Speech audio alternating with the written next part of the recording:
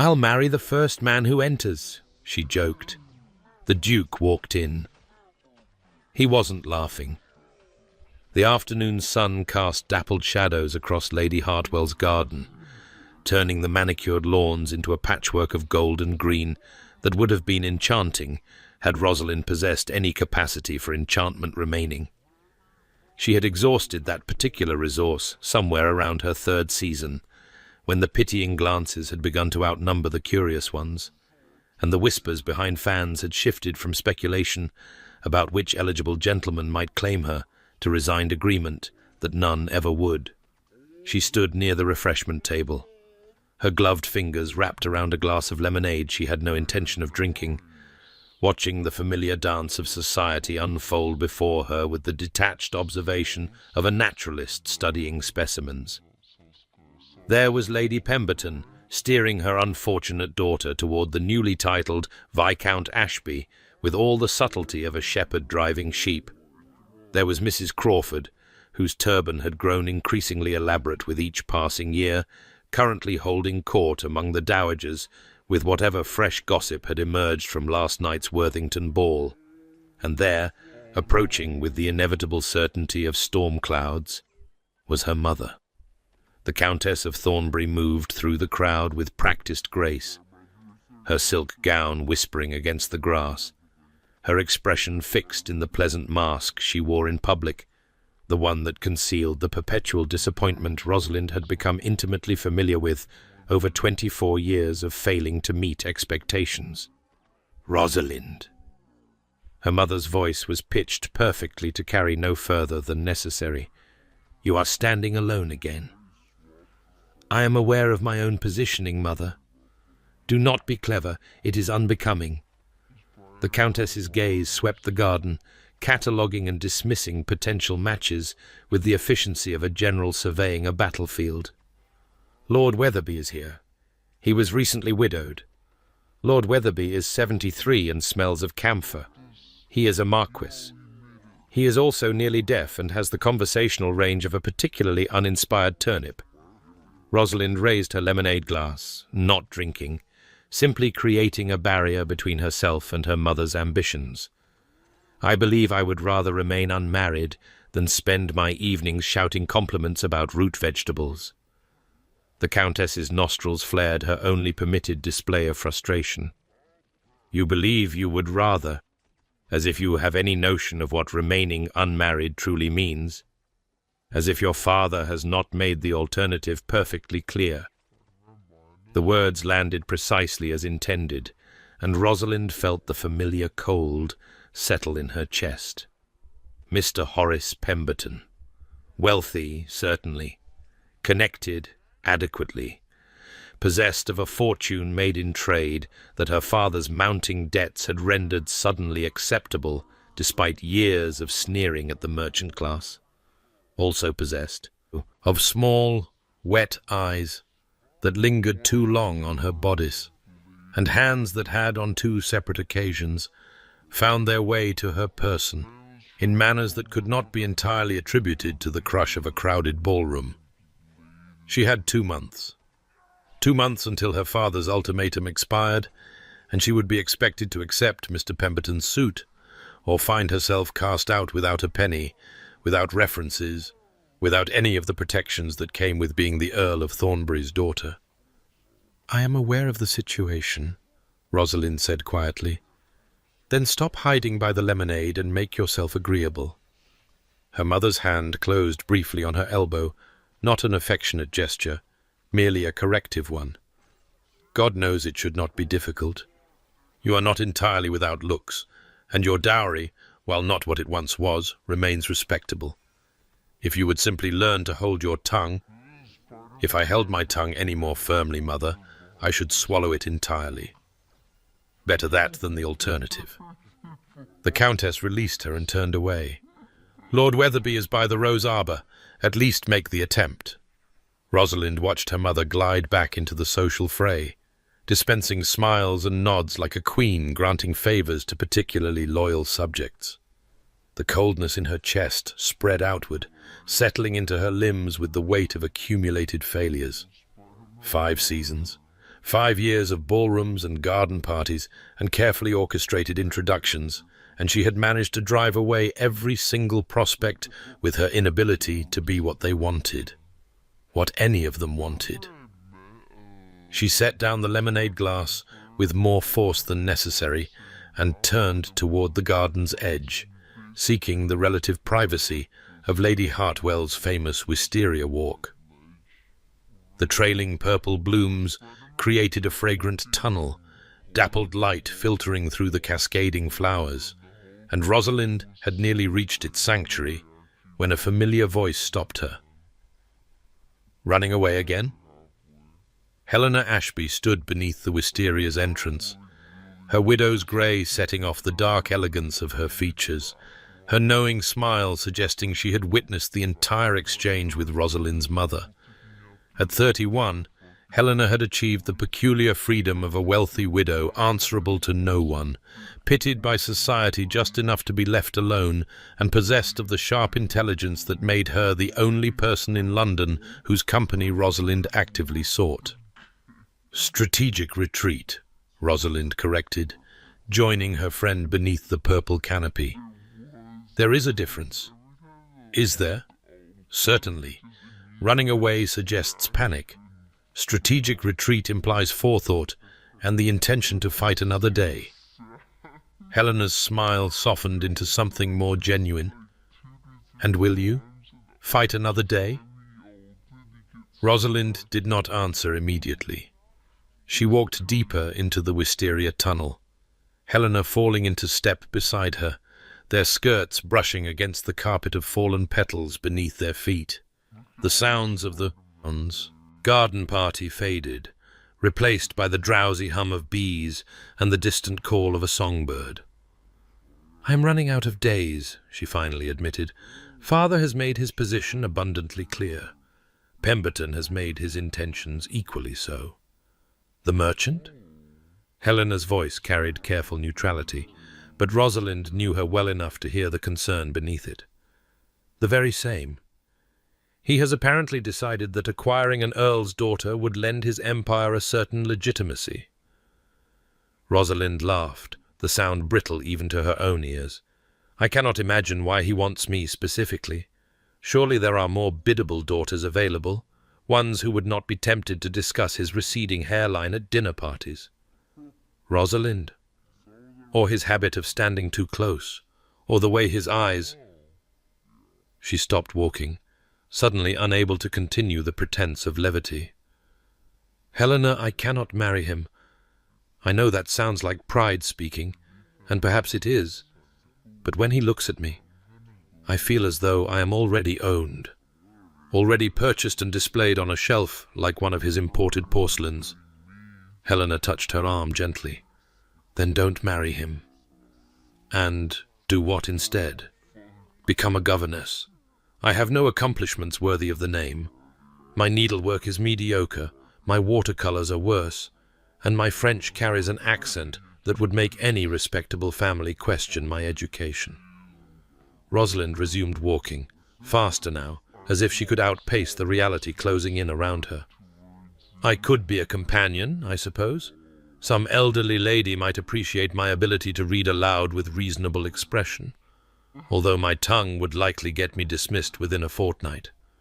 "You are catastrophizing." "I am being realistic. A skill I have been forced to develop rather late in life, but one I am now cultivating with considerable dedication." They emerged from the wisteria tunnel into a small clearing where a stone bench sat beneath an ancient oak. Rosalind sank onto it, suddenly exhausted by the effort of maintaining her composure. Helena settled beside her, close enough that their shoulders touched a small comfort, but a genuine one. "There must be someone," Helena said quietly. "In all of London, surely there is one acceptable gentleman who has not yet been driven away by your wit." "My wit, as you so kindly call it, has proven remarkably efficient at driving away everyone." Rosalind pulled off her gloves, needing the feel of the cool stone beneath her bare palms. "Do you know what Lord Ashbury said to Lady Morton after our single dance last season. He said I was like a hedgehog, interesting enough to observe from a distance, but too prickly to actually hold. Lord Ashbury is a documented fool who once asked me if Italy was part of France. Perhaps, but he was not wrong about me. Rosalind stared at her hands, at the bare fingers that had never worn a betrothal ring, that likely never would. I have been told my entire life that I am too much, too sharp, too clever, too quick to speak and too slow to submit. Mother has been trying to sand down my edges since I was old enough to have them, and I have stubbornly refused to be smoothed. And now, she laughed again, that same brittle sound. Now I am too old, too unmarried, and too out of options to pretend my stubbornness was anything but self-destruction. That is your mother speaking. No, that is reality. Rosalind looked up, meeting Helena's concerned gaze. I spent 5 years believing I was preserving myself, that holding on to my wit and my opinions and my inconvenient honesty was somehow noble. That the right man would appreciate those things, would want a wife with thoughts of her own. But the right man never appeared, and the wrong ones kept walking away, and now I am facing marriage to Horace Pemberton because I was too proud to learn to hold my tongue. Helena was quiet for a long moment. The bee-hum continued around them, indifferent to human troubles. Somewhere beyond the wisteria, the garden party carried on the bright laughter and tinkling glasses and careful machinations of society, perpetuating itself. "What if you did marry?" Helena finally asked. "Someone else? Anyone else? Simply to escape Pemberton? I would require a someone else willing to have me. That particular species has proven elusive." "You are being dramatic." "I am being accurate." Rosalind stood abruptly, pacing the small clearing like a caged creature. "Do you know how many men have expressed interest in me over 5 seasons? Genuine interest, not merely the kind that evaporates after 10 minutes of conversation? 4. And of those 4, 1 was already secretly betrothed. 1 turned out to be a fortune hunter, disappointed by the reality of my dowry. 1 died of a fever before anything could come of it, and 1... She stopped, shaking her head. 1 I drove away myself, because he was kind and dull, and the thought of spending my life making conversation about his hunting dogs made me want to scream into a pillow. Perhaps you should have screamed into a pillow. Perhaps I should have married him and screamed into pillows for the rest of my life. At least I would have pillows of my own." Rosalind turned back toward the wisteria tunnel, toward the sounds of the party she would have to rejoin. "I am tired, Helena. Tired of trying to be less than I am and failing at even that. Tired of my mother's disappointment and my father's ultimatums and society's endless appetite for watching me fail to secure a husband." She squared her shoulders, reassembling her armor piece by piece.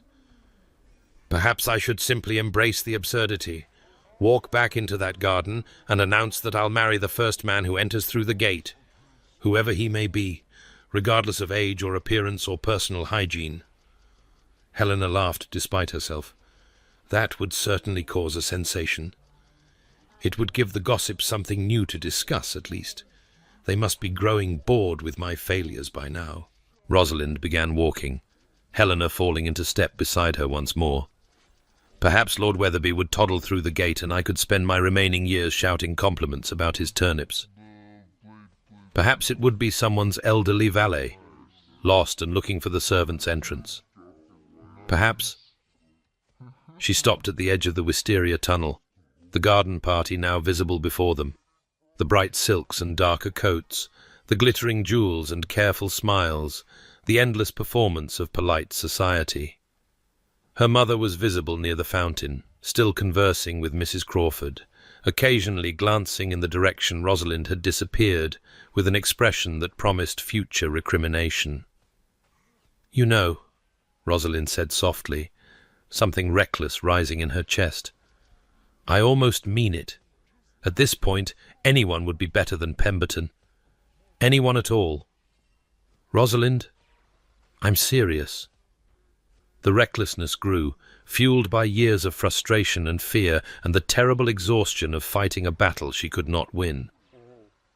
"I'll marry the first man who walks through that gate, whoever he may be, if only to escape Pemberton's sweaty palms and my mother's eternal disappointment." She gestured toward the garden's main entrance. Visible across the lawn, the ornate iron gate that led from Lady Hartwell's drive onto the party grounds. It stood open, as it had for the past hour, with no one approaching. "You don't mean that," Helena said carefully. "Don't I?" Rosalind laughed, a wild edge creeping into the sound. "What difference would it make, one prison or another? At least if fate chooses for me, I can blame someone other than myself for the outcome." "Rosalind, stop. You're not thinking clearly." But Rosalind was no longer listening. Her attention had been caught by movement at the garden gate, by the dark figure that had appeared as if summoned by her reckless words.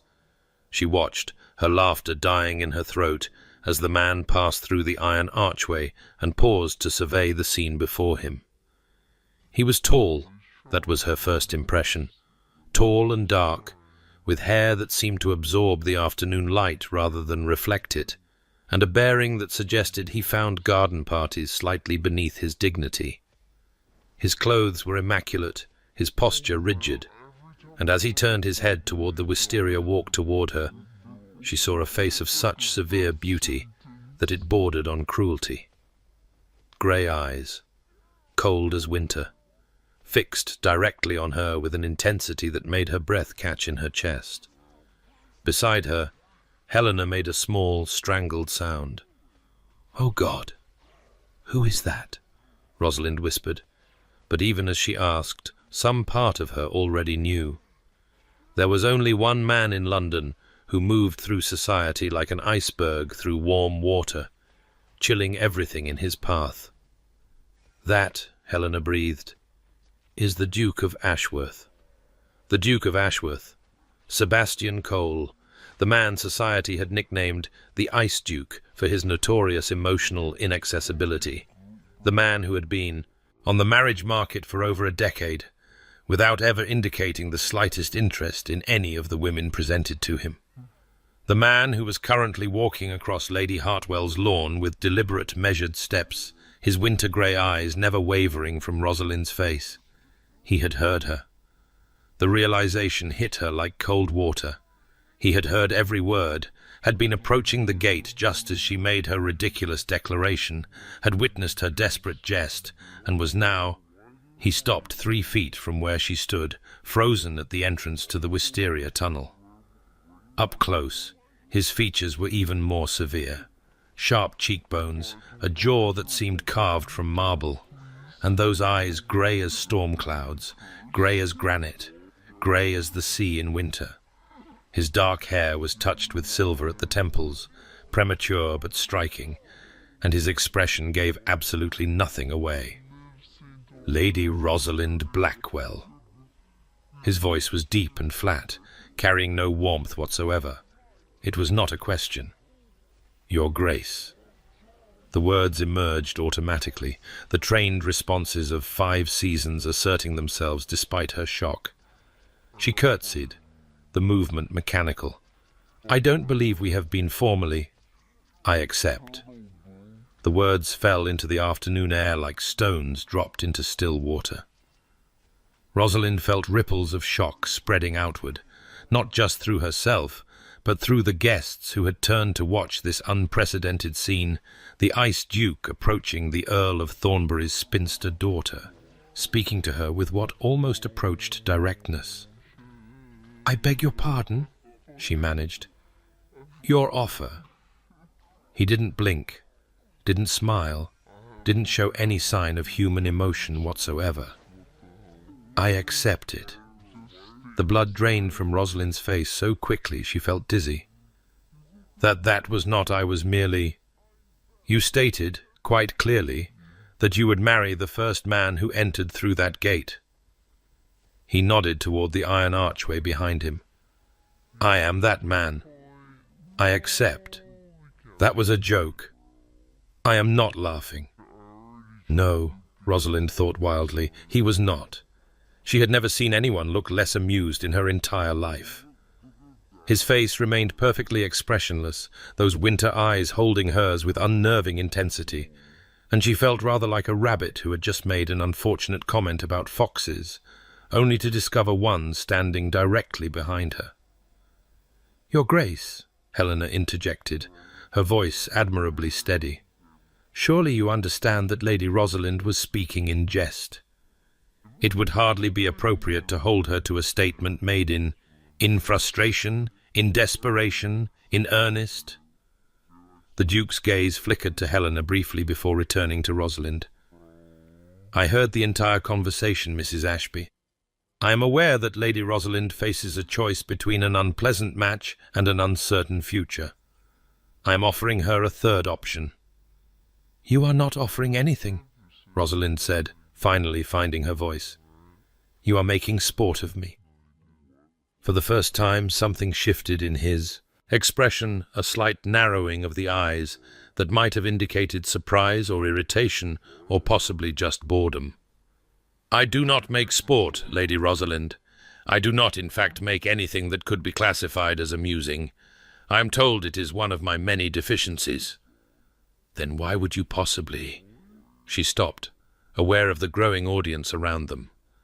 Lady Morton had drifted closer, her fan fluttering with barely concealed excitement. Mrs. Crawford's turban was practically vibrating with the effort of absorbing gossip. Even her mother had noticed, her face a complicated mask of confusion and dawning hope. "This is absurd," Rosalind said, lowering her voice.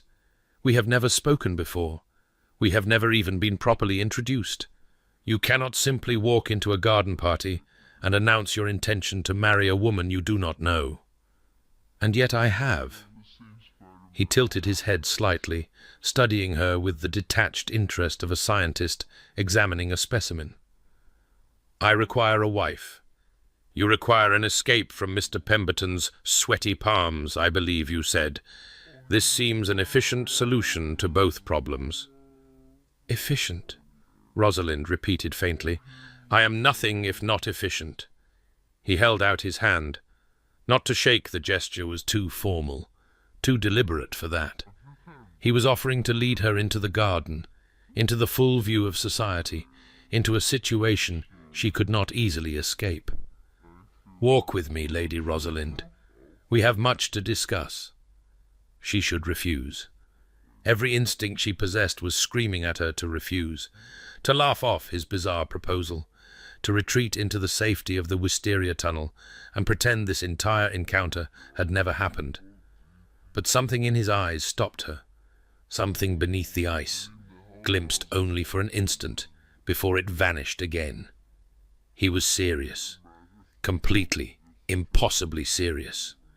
And she, for all her wit and her words and her carefully constructed armor, could not think of a single thing to say that would make him go away. She took his hand. His fingers closed around hers, and even through their gloves she felt the shock of it, the unexpected warmth beneath the cold exterior, the strength carefully restrained. He tucked her hand into the crook of his arm and began walking, leaving Helena standing open-mouthed by the wisteria and leading Rosalind directly into the centre of Lady Hartwell's garden party. Whispers erupted in their wake, like birds startled from a hedge. The Duke of Ashworth was walking with a woman. Not just any woman, Lady Rosalind Blackwell, the sharp-tongued spinster who had failed to secure a match for 5 consecutive seasons. And he was not merely walking with her. His hand was covering hers on his arm, a possessive gesture that society would interpret in only one way. "You are ruining me," Rosalind said quietly, not looking at him. "On the contrary, I am saving you." His voice was pitched low, meant only for her ears. "Your reputation will be enhanced, not damaged by my attention. I am a duke. My interest elevates anyone it touches." "Your interest?" Is that what this is? It is what it will appear to be. He steered her toward a secluded corner of the garden, away from the most obvious eavesdroppers. In reality, this is a practical arrangement. I require a duchess, you require an escape. Neither of us will be disappointed, because neither of us will expect anything from the other. They stopped near a stone wall covered in climbing roses, the heavy blooms providing some measure of privacy. Rosalind extracted her hand from his arm and turned to face him, finally allowing herself to study him properly.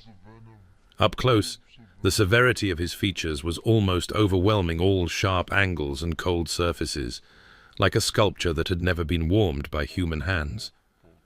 "Why me?" she asked bluntly. "Of all the eligible women in London, many of whom are younger, prettier, and far better behaved, why would you choose me based on an overheard joke?"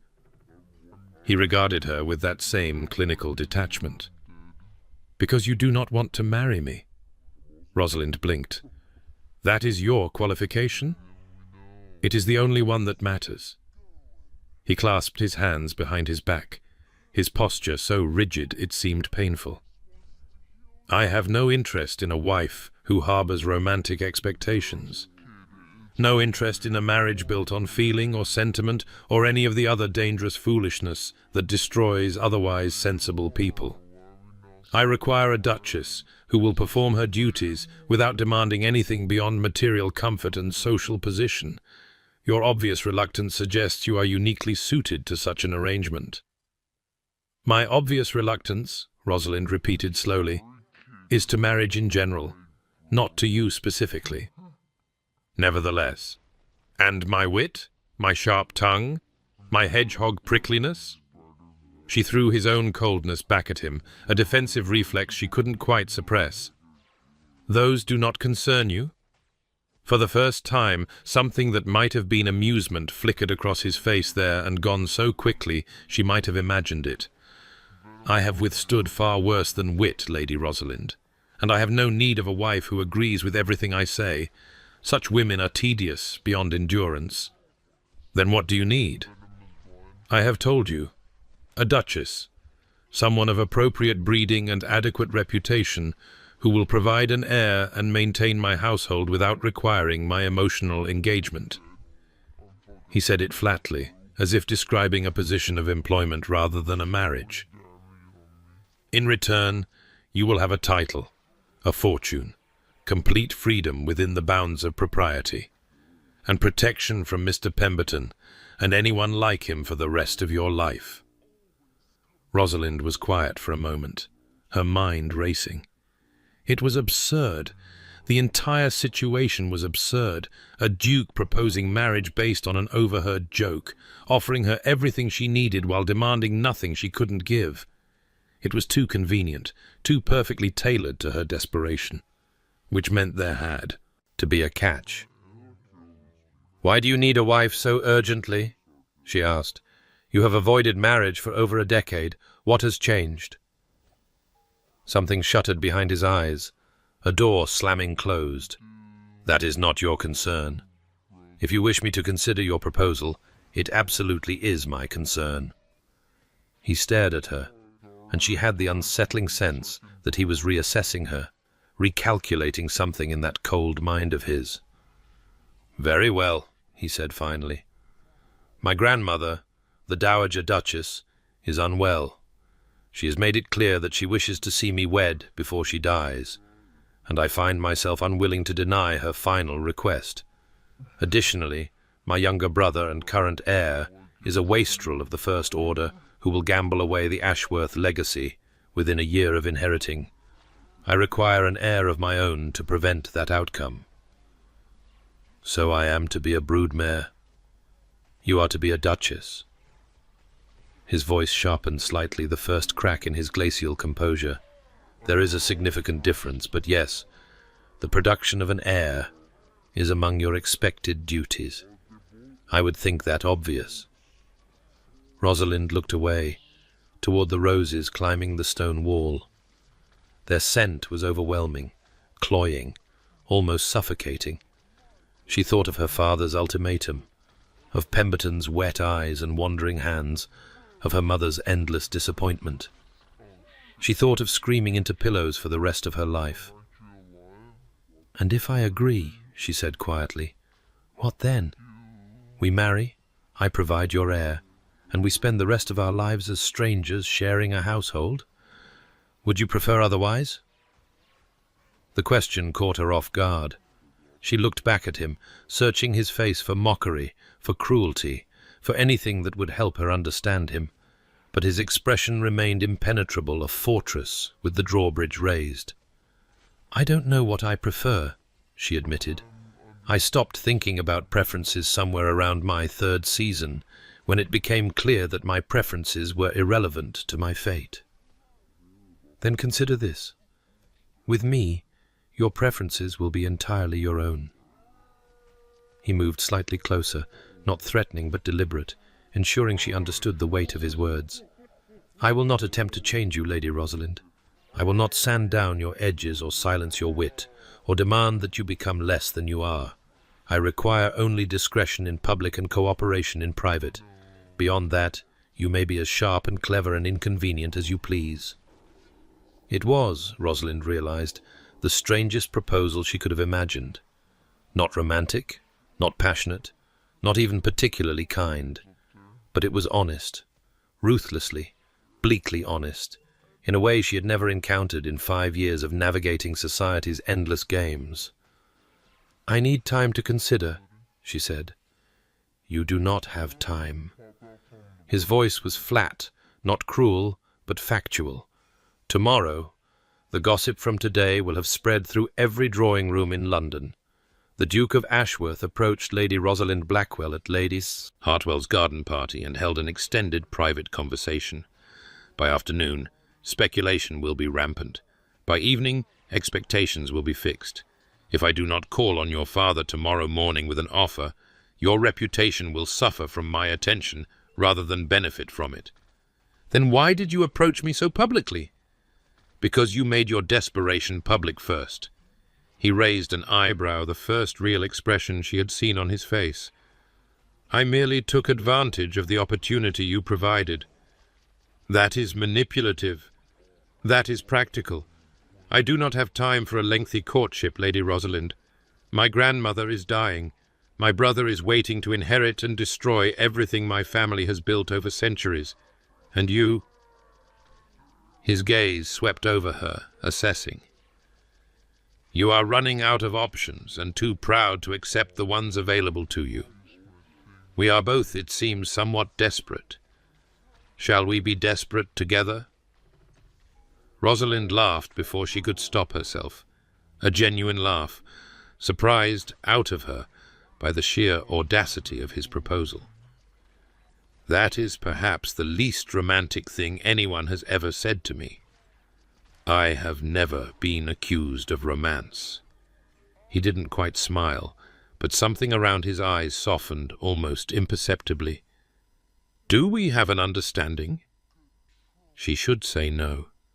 Every rational part of her mind was insisting that she should say no, thank him for his peculiar offer, and retreat to the safety of uncertainty rather than commit to a life with this strange, cold, utterly unreadable man. But another part of her, the part that had spent 5 years fighting and losing, the part that was so terribly tired of being too much and not enough, whispered that this was the escape she had dreamed of. Not happiness, perhaps, but freedom of a kind. "If I accept," she said slowly, "there will be conditions." "Name them." "I will not be treated as a possession. I may have to marry for practical reasons, but I will not become invisible inside my own household. You will be the Duchess of Ashworth. Invisibility would be impossible even if I desired it. And I want—" She hesitated, unsure how to articulate the formless yearning that had lived inside her for as long as she could remember. "I want to be seen, not just as a duchess, not just as a producer of heirs, but as a person. I have spent my entire life being told I am too much, and I am tired of trying to be less. If you cannot accept me as I am, all of me, including the parts that are sharp and difficult and inconvenient, then this arrangement will fail before it begins." He was silent for a long moment, studying her with those winter-grey eyes. When he spoke, his voice was quieter than before, though no warmer. "I cannot promise to love you, Lady Rosalind. That capacity was removed from me long ago, if it ever existed at all.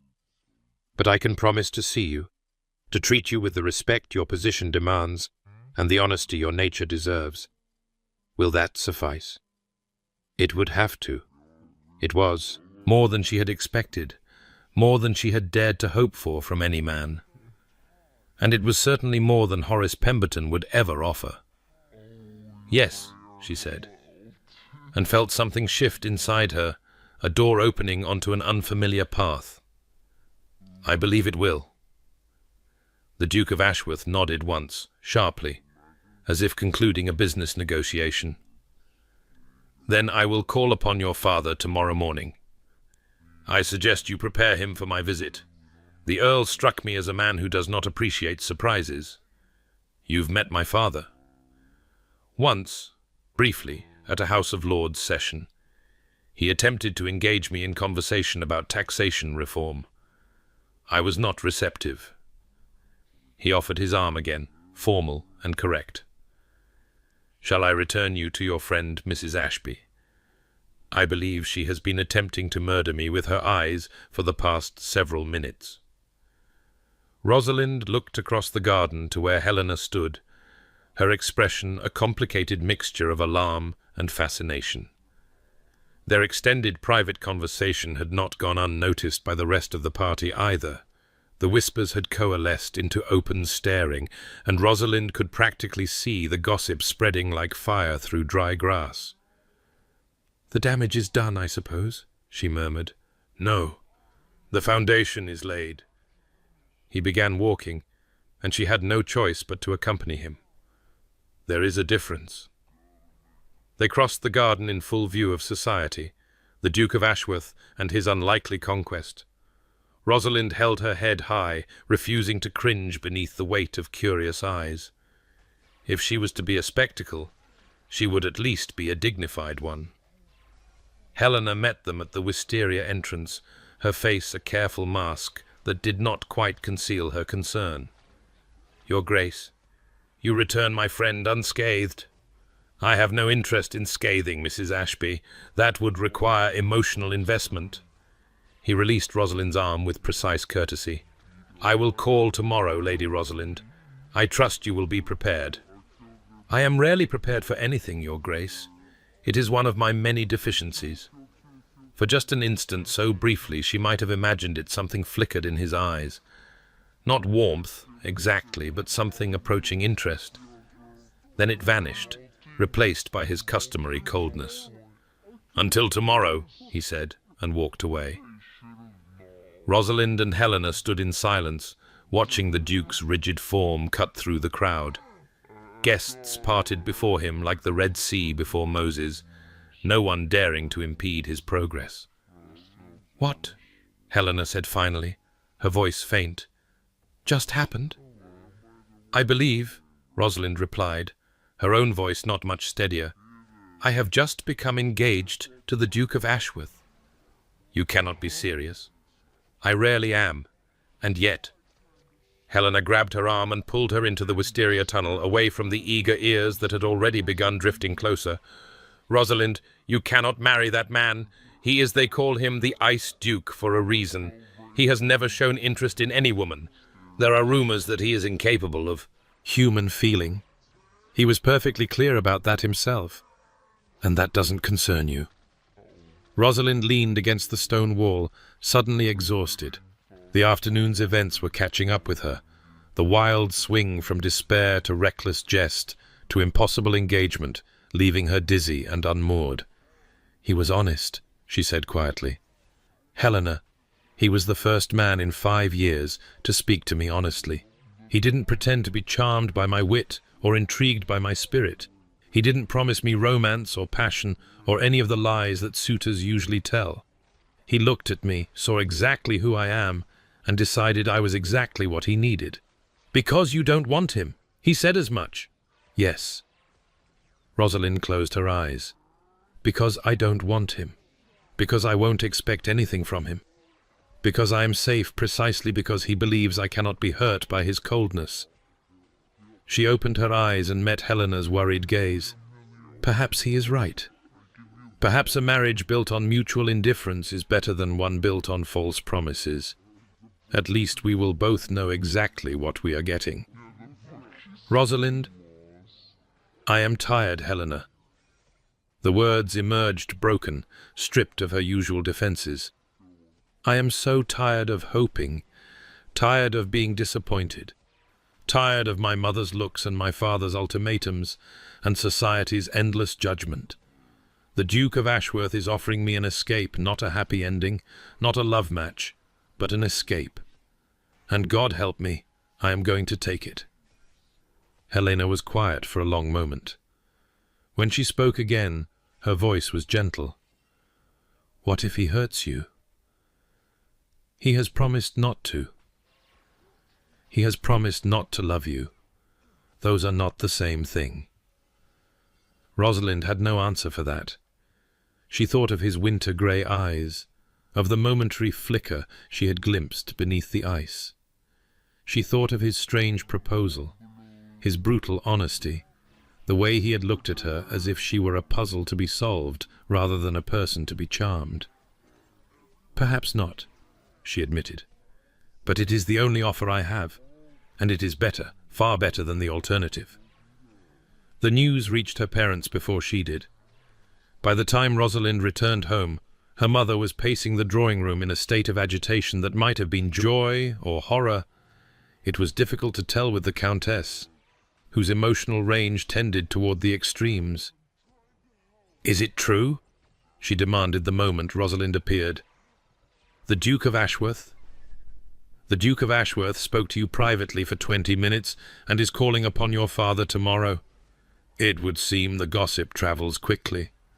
Lady Morton sent a note ahead." Her mother's hands were trembling, actually trembling, as she clutched the paper. "She says he walked you across the entire garden. She says he held your hand on his arm. She says, all true, I'm afraid." The Countess stared at her daughter as if seeing a stranger. "How? How did you manage this? Every eligible woman in London has tried to capture his attention, and you, with your sharp tongue and your difficult nature. He seems to prefer difficult natures. Do not be flippant." Her mother sat down heavily, as if her legs would no longer support her. "The Duke of Ashworth, one of the highest titles in England, one of the largest fortunes, and he is calling upon your father tomorrow to discuss terms for marriage to you. That appears to be the sequence of events, yes." Her mother looked up, and Rosalind was startled to see tears in her eyes. Not disappointment, not frustration, but something that might almost be hope. "I did not think." The Countess stopped, collected herself. When she spoke again, her voice was steadier. "I had given up, Rosalind. After this season, I had accepted that we would have to proceed with Mr. Pemberton's suit. Your father's debts, the situation is worse than you know. Pemberton was our only option. I am aware of the situation. You are not." Her mother shook her head. "There are debts even I don't fully understand. Your father has been reckless, desperate. Pemberton offered to settle everything in exchange for your hand, and we had no choice but to consider it." Rosalind felt cold wash through her. "Then my marriage to the Duke changes everything."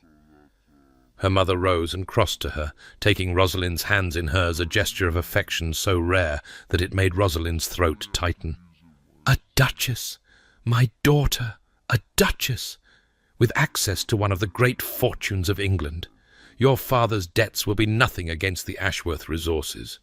We will be saved, Rosalind, all of us, because of you." It was not, Rosalind thought, the most romantic reason to marry. But it was honest.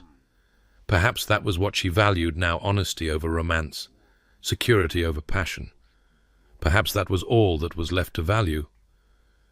"Mother," she said carefully, "you should know that the Duke is not... He is not an affectionate man. This will not be a love match. Love matches are for novels and foolish girls." The Countess squeezed her hands, her expression practical and unromantic as ever. "What matters is position, security, protection. Love is a luxury, and we have never been wealthy enough for luxuries." She paused, studying Rosalind's face. "Can you do it? Can you live with a man who offers you everything except his heart?" Rosalind thought of the wisteria tunnel, of her wild declaration, of the Duke's winter eyes and his uncompromising honesty. "I believe," she said slowly, "that his heart was never part of the offer. And perhaps that is for the best." Her father received the Duke the next morning at precisely 10 o'clock. Rosalind was not invited to the meeting, of course. Such negotiations were conducted between men, concerning the transfer of property and title and expectations, as if the bride herself were merely another asset to be listed in a ledger. She waited in the morning room, embroidery untouched in her lap, ears straining for any sound from the study down the hall. Helena arrived at 10:30, having apparently decided that propriety could not prevent her from offering moral support. She sat beside Rosalind and took her hand without speaking, and they waited together as the clock ticked away minutes that felt like hours. At 11, the study door opened. Rosalind heard the low rumble of male voices, the decisive cadence of her father's, the colder precision of the Duke's. Footsteps in the hallway, her heart hammering against her ribs. The morning room door opened, and the Duke of Ashworth entered. He looked exactly as he had the day before, immaculately dressed, rigidly postured, his face revealing nothing. He glanced at Helena with brief acknowledgement, before fixing his gaze on Rosalind. "Lady Rosalind, your father has accepted my suit. We are to be married in 3 weeks' time by special license." 3 weeks. She had expected longer, had thought there would be time to adjust, to prepare, to come to terms with this strange bargain she had made. But of course he had mentioned urgency. His grandmother dying, his brother waiting to inherit. Everything rushed, everything practical, everything stripped of the softness that other brides might have expected. 3 weeks, she repeated. "I see no reason for delay. My grandmother wishes to attend, and her health is uncertain. The license has been procured. The ceremony will be held at St. George's, the reception at Ashworth House. Following that, we will retire to Ashworth Park in Kent for an undetermined period." He delivered this information like a military commander delivering orders, efficient, impersonal, expecting compliance. "I see," Rosalind said, and was proud that her voice did not waver. "Am I to have any input into these arrangements, or have they all been decided for me?" Something flickered in his eyes, that same brief spark she had seen yesterday. "The details of the ceremony may be altered according to your preferences, within reason.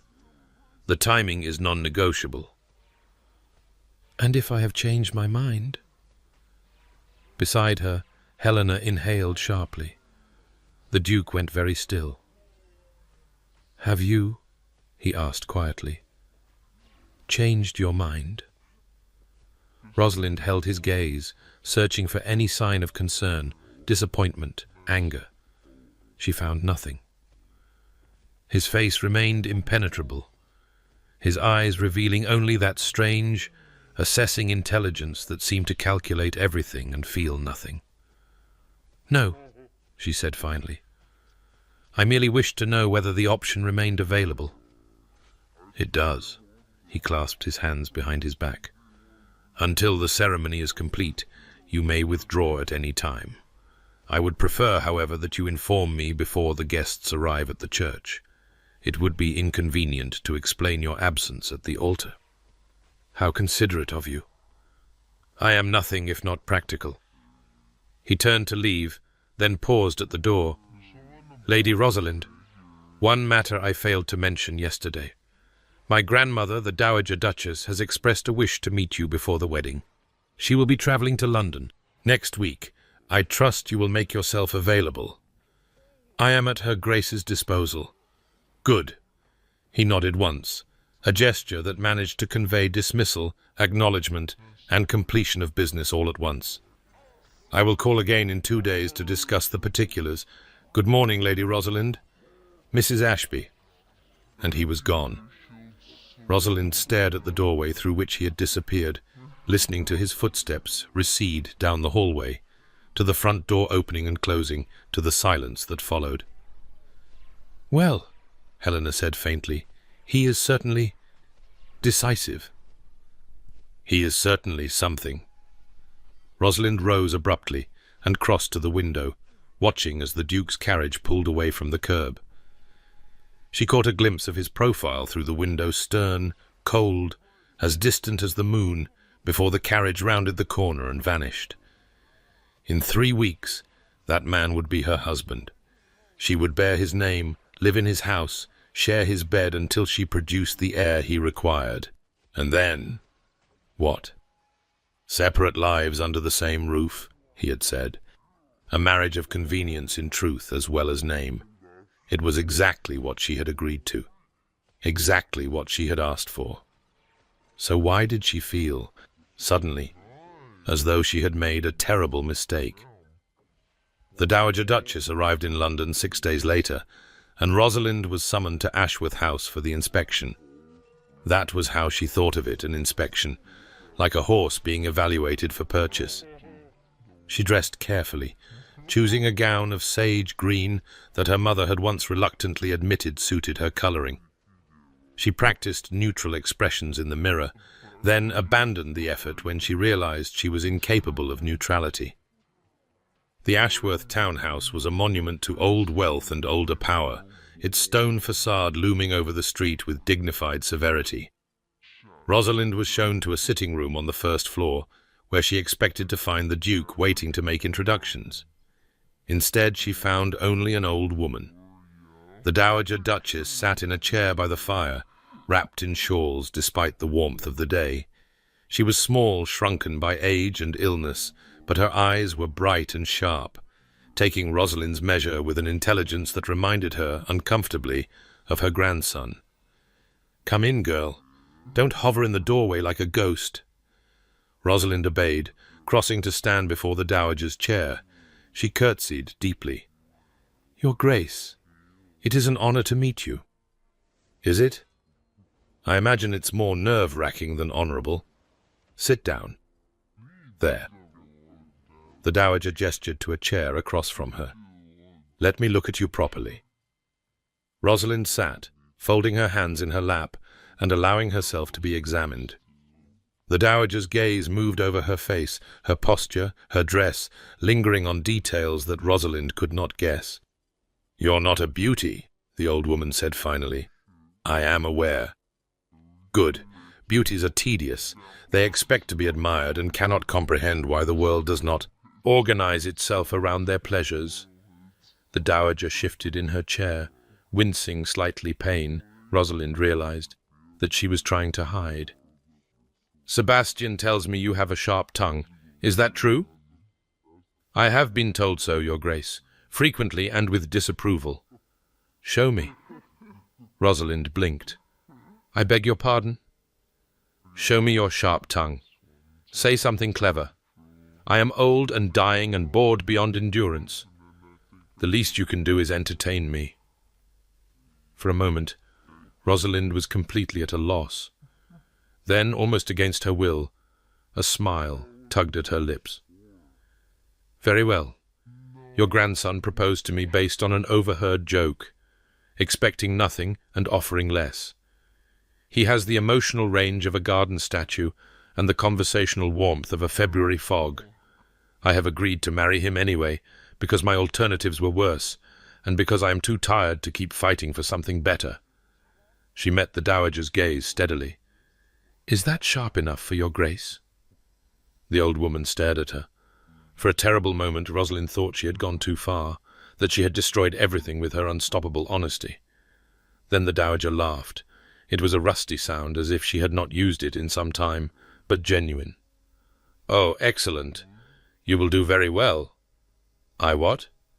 "You will do very well," the dowager repeated. "For Sebastian. He needs someone who will not let him retreat into his fortress, someone who will poke at his walls until they crack." She leaned forward, her eyes bright with something that might have been hope. "He was not always like this, you know, cold, frozen. He was a warm child, a loving young man. And then—" She stopped, something closing off in her expression. "And then?" Rosalind prompted gently. "That is his story to tell, if he ever chooses to tell it." The dowager settled back in her chair. "What I will tell you is this. Sebastian believes he does not feel. He has convinced himself that he is incapable of emotion, that love and warmth and connection are weaknesses he has successfully excised. He is wrong." "How can you be sure?" "Because he agreed to marry you." The dowager smiled, a sad, knowing smile that made her look every one of her years. "He could have chosen anyone. Any of the simpering debutantes who throw themselves at him each season, who would have been grateful for his title and asked nothing more. Instead, he chose you, a woman who challenged him, who demanded honesty, who made him laugh. He did not laugh. Not visibly. But I know my grandson, Lady Rosalind. Something about you reached past his defenses, even if only for a moment. That is why he chose you. Not because you are convenient, but because you are dangerous." Rosalind absorbed this in silence, unsure what to make of it. The idea that she prickly, difficult, too much Rosalind could be dangerous to anyone seemed absurd. And yet, she thought of that flicker in his eyes, that momentary softening when she had made him laugh. "What if you are wrong? If—" she asked quietly. "What if he truly is incapable of feeling anything? What if I spend my life waiting for warmth that never comes?" The dowager reached out and took Rosalind's hand, her grip surprisingly strong. "Then you will have lost nothing," she said, "because you are already prepared for coldness. You have already accepted the worst he has to offer. But if I am right, if there is still something human buried beneath all that ice, then you might gain everything." She squeezed Rosalind's fingers. "I am dying, child. I have perhaps weeks left, perhaps months. I will not live to see whether this marriage flourishes or fails, but I wanted to meet you. I wanted to see for myself whether Sebastian had chosen wisely." "And has he?" The dowager smiled again, warmer this time. "I believe he has chosen better than he knows." The wedding was held 3 weeks to the day after the Duke's proposal. Rosalind stood at the altar of St. George's, Hanover Square, surrounded by flowers she had not chosen, wearing a gown her mother had selected, about to speak vows that had been written centuries before either she or her groom existed. The Duke of Ashworth stood beside her in immaculate black, his face as unreadable as ever, his responses to the minister's questions clear and cold as winter water. She said her own vows in a voice that barely trembled. She felt his hand close around hers, cool even through their gloves. She watched his face as the minister pronounced them man and wife, searching for any sign of emotion. Relief, resignation, even regret. There was nothing. His expression remained carved from stone. The reception was a blur of congratulations and champagne, of society's elite pretending to be happy for her while speculating behind their fans about how the sharp-tongued spinster had managed to catch the uncatchable Duke. Rosalind smiled until her face ached, accepted well wishes she did not believe, and avoided looking at her new husband whenever possible. He did the same. When the interminable party finally ended, they entered the carriage that would take them to Ashworth Park. The door closed, sealing them into silence, and the horses began to move. Rosalind watched London slide past the window, the familiar streets she would not see again for months, perhaps years. She was no longer Lady Rosalind Blackwell. She was the Duchess of Ashworth, wife of a man she barely knew, travelling toward a life she could not imagine. "We will maintain separate schedules." She startled at his voice, the first words he had spoken to her since their vows. He was watching her with those winter-grey eyes, his expression neutral but intent. "Separate schedules," she repeated. "I rise early. You may sleep as late as you wish. My study and the estate offices are private. All other rooms are at your disposal. Dinner will be served at 8. We may dine together or separately, as circumstances dictate. My grandmother resides in the Dower House and will welcome your company. I am sure." He paused, something flickering briefly in his expression. "You will have complete freedom, as I promised. This marriage need not be more confining than you allow it to be." Rosalind turned from the window to face him fully. In the dim light of the carriage, his features seemed softer, somehow the sharp edges blurred, the coldness less absolute. Or perhaps she was simply imagining what she wanted to see. "And the air you require?" she asked quietly. "How does that factor into our separate schedules?" His jaw tightened, the first real reaction she had seen from him all day. "That matter can wait. I see no reason to rush into arrangements that make either of us uncomfortable." "How considerate of you." "I have been called many things, lady." He stopped, corrected himself. "Your Grace. Considerate is rarely among them." "And yet you have just been considerate." She tilted her head, studying him. "Perhaps there is hope for you after all." That flicker again, there and gone, a flash of something almost human behind the ice. "I would not wager on it, madam. My capacity for improvement is notoriously limited." The carriage rolled on through the darkening countryside, carrying them toward their new life. Rosalind sat in silence, watching her husband's profile against the window, wondering what lay beneath those frozen walls, wondering if she would ever find out, wondering, for the first time, if she wanted to. When the lights of Ashworth Park finally appeared on the horizon, a great golden glow against the purple sky, Sebastian spoke again. "Welcome home, Your Grace." Home. Rosalind tasted the word, found it strange on her tongue. She had never felt at home anywhere, not really. Not in her father's house, where she had always been too much. Not in London's ballrooms, where she had never been enough. Could she find home here, in this grand estate, with this cold and distant man?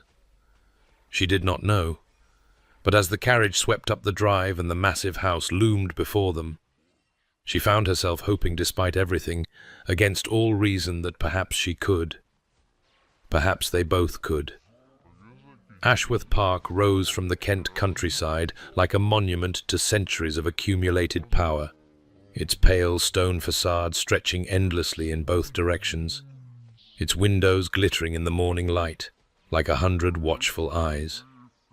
Rosalind stood at the window of her private sitting room. Her sitting room, though she still could not quite believe it, and tried to reconcile herself to the fact that this was now her home. 3 weeks had passed since her arrival. 3 weeks of learning the labyrinthine corridors and the names of servants who materialized silently to anticipate her every need. 3 weeks of dinners eaten in near silence across a table long enough to seat 30, her husband's face distant and unreadable at the far end. 3 weeks of separate schedules, separate lives, separate everything. She had not seen Sebastian alone since their wedding. Night and that encounter had been mercifully brief, nothing more than a formal good night at the door of her chambers before he disappeared into the master suite adjoining hers, A door connected their rooms. It had remained firmly closed on both sides. "Your Grace?" Rosalind turned to find Mrs. Pemberton no relation to the odious Horace, thank heaven, hovering in the doorway. The housekeeper was a sturdy woman of middle years with iron-grey hair and an expression of perpetual efficiency that Rosalind found both intimidating and oddly comforting. "Yes, Mrs. Pemberton? Her Grace, the Dowager, has sent word that she would welcome your company for tea this afternoon, if you are not otherwise engaged." Rosalind suppressed a bitter smile. Otherwise engaged. As if she had anything to occupy her time beyond wandering the endless halls of this beautiful prison, cataloguing paintings she did not understand and furniture she had not chosen. "Please inform Her Grace that I would be delighted." Mrs. Pemberton nodded and withdrew, leaving Rosalind alone once more with her thoughts and the vast, empty silence of Ashworth Park. The Dower House sat at the far edge of the estate's manicured gardens, a graceful building of warm brick that seemed almost cosy compared to the main house's imposing grandeur. Rosalind walked the gravel path through hedgerows of box and yew, breathing in the scent of late-blooming roses and trying to quiet the restless anxiety that had become her constant companion. The Dowager received her in a small parlour overlooking a kitchen garden, the afternoon sun streaming through tall windows and illuminating dust motes that danced in the golden light. She looked frailer than she had in London, smaller somehow, diminished by the illness that was slowly claiming her, but her eyes remained bright and sharp, missing nothing. "Sit, child. You look as though you have been running from something." "Only my own thoughts, Your Grace." Rosalind settled into the chair across from the Dowager, accepting the cup of tea that a maid pressed into her hands. "They have become rather persistent company of late. Thoughts have a way of growing louder when we try to silence them." The Dowager sipped her own tea, her gaze steady on Rosalind's face. "Tell me, how are you finding married life?" The question was asked lightly, but Rosalind heard the genuine concern beneath it. She considered offering the polished reassurances that society would expect everything is wonderful. "The Duke is most attentive. I could not be happier." But something about this shrewd old woman made dishonesty feel impossible. "Quiet," she admitted. "Very quiet. I had not realized how much of my life consisted of noise until it was removed. Sebastian has always preferred silence. It is his armor, you understand. As long as he does not speak, he does not risk revealing anything. I am beginning to understand that, yes." The Dowager set down her teacup with a decisive clink. "And what do you intend to do about it?" Rosalind blinked. "I beg your pardon." "You heard me perfectly well. My grandson has spent 12 years building walls around himself, and you have been here 3 weeks doing nothing but respecting those walls. That may be very proper, but it is also very foolish." The old woman leaned forward, her eyes fierce despite her frailty. "He chose you, Rosalind. Out of all the women in London, he chose the one with a sharp tongue and a stubborn spirit. Why do you suppose that is? Because I expected nothing from him. Because you would not let him hide." The Dowager shook her head impatiently. "Sebastian thinks he wants a wife who will leave him alone. He is wrong. He wants someone who will force him to feel again, even if he has forgotten how to ask for it. You must be that someone, child, or this marriage will wither before it ever has a chance to bloom." Rosalind was silent for a long moment, turning the words over in her mind. Force him to feel again. It sounded exhausting and possibly hopeless. Sebastian had made his preferences abundantly clear. He wanted a wife in name only, a duchess to perform the necessary social functions, a body to produce an heir. He had not asked for a companion, a confidant, a friend. But then he had also not asked for a wife who challenged him. And yet he had chosen her. "How?" she finally asked. How do I reach a man who has made an art of being unreachable? The dowager smiled that same sad, knowing smile Rosalind remembered from their first meeting. You begin by refusing to be ignored. You insert yourself into his life in ways he cannot anticipate or dismiss.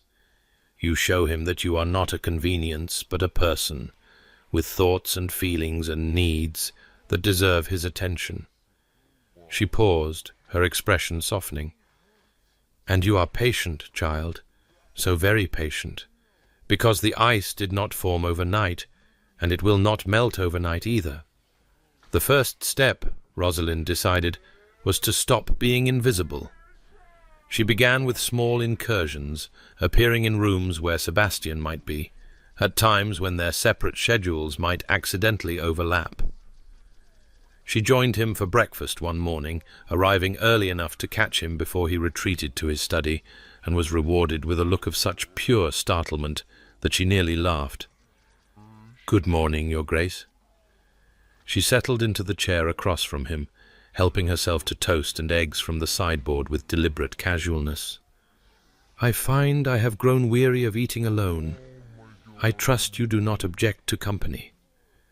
He stared at her for a long moment, his newspaper frozen mid-turn. "I was not aware that you rose this early. I have been persuaded to adjust my habits." She bit into her toast, meeting his gaze without flinching. "The country air seems to agree with me. I find myself restless if I remain in bed past 7. Something flickered in his expression, confusion perhaps, or suspicion. But he said nothing more, merely returning his attention to his newspaper with a slight furrow between his brows. Rosalind counted it as a victory. She expanded her campaign over the following days.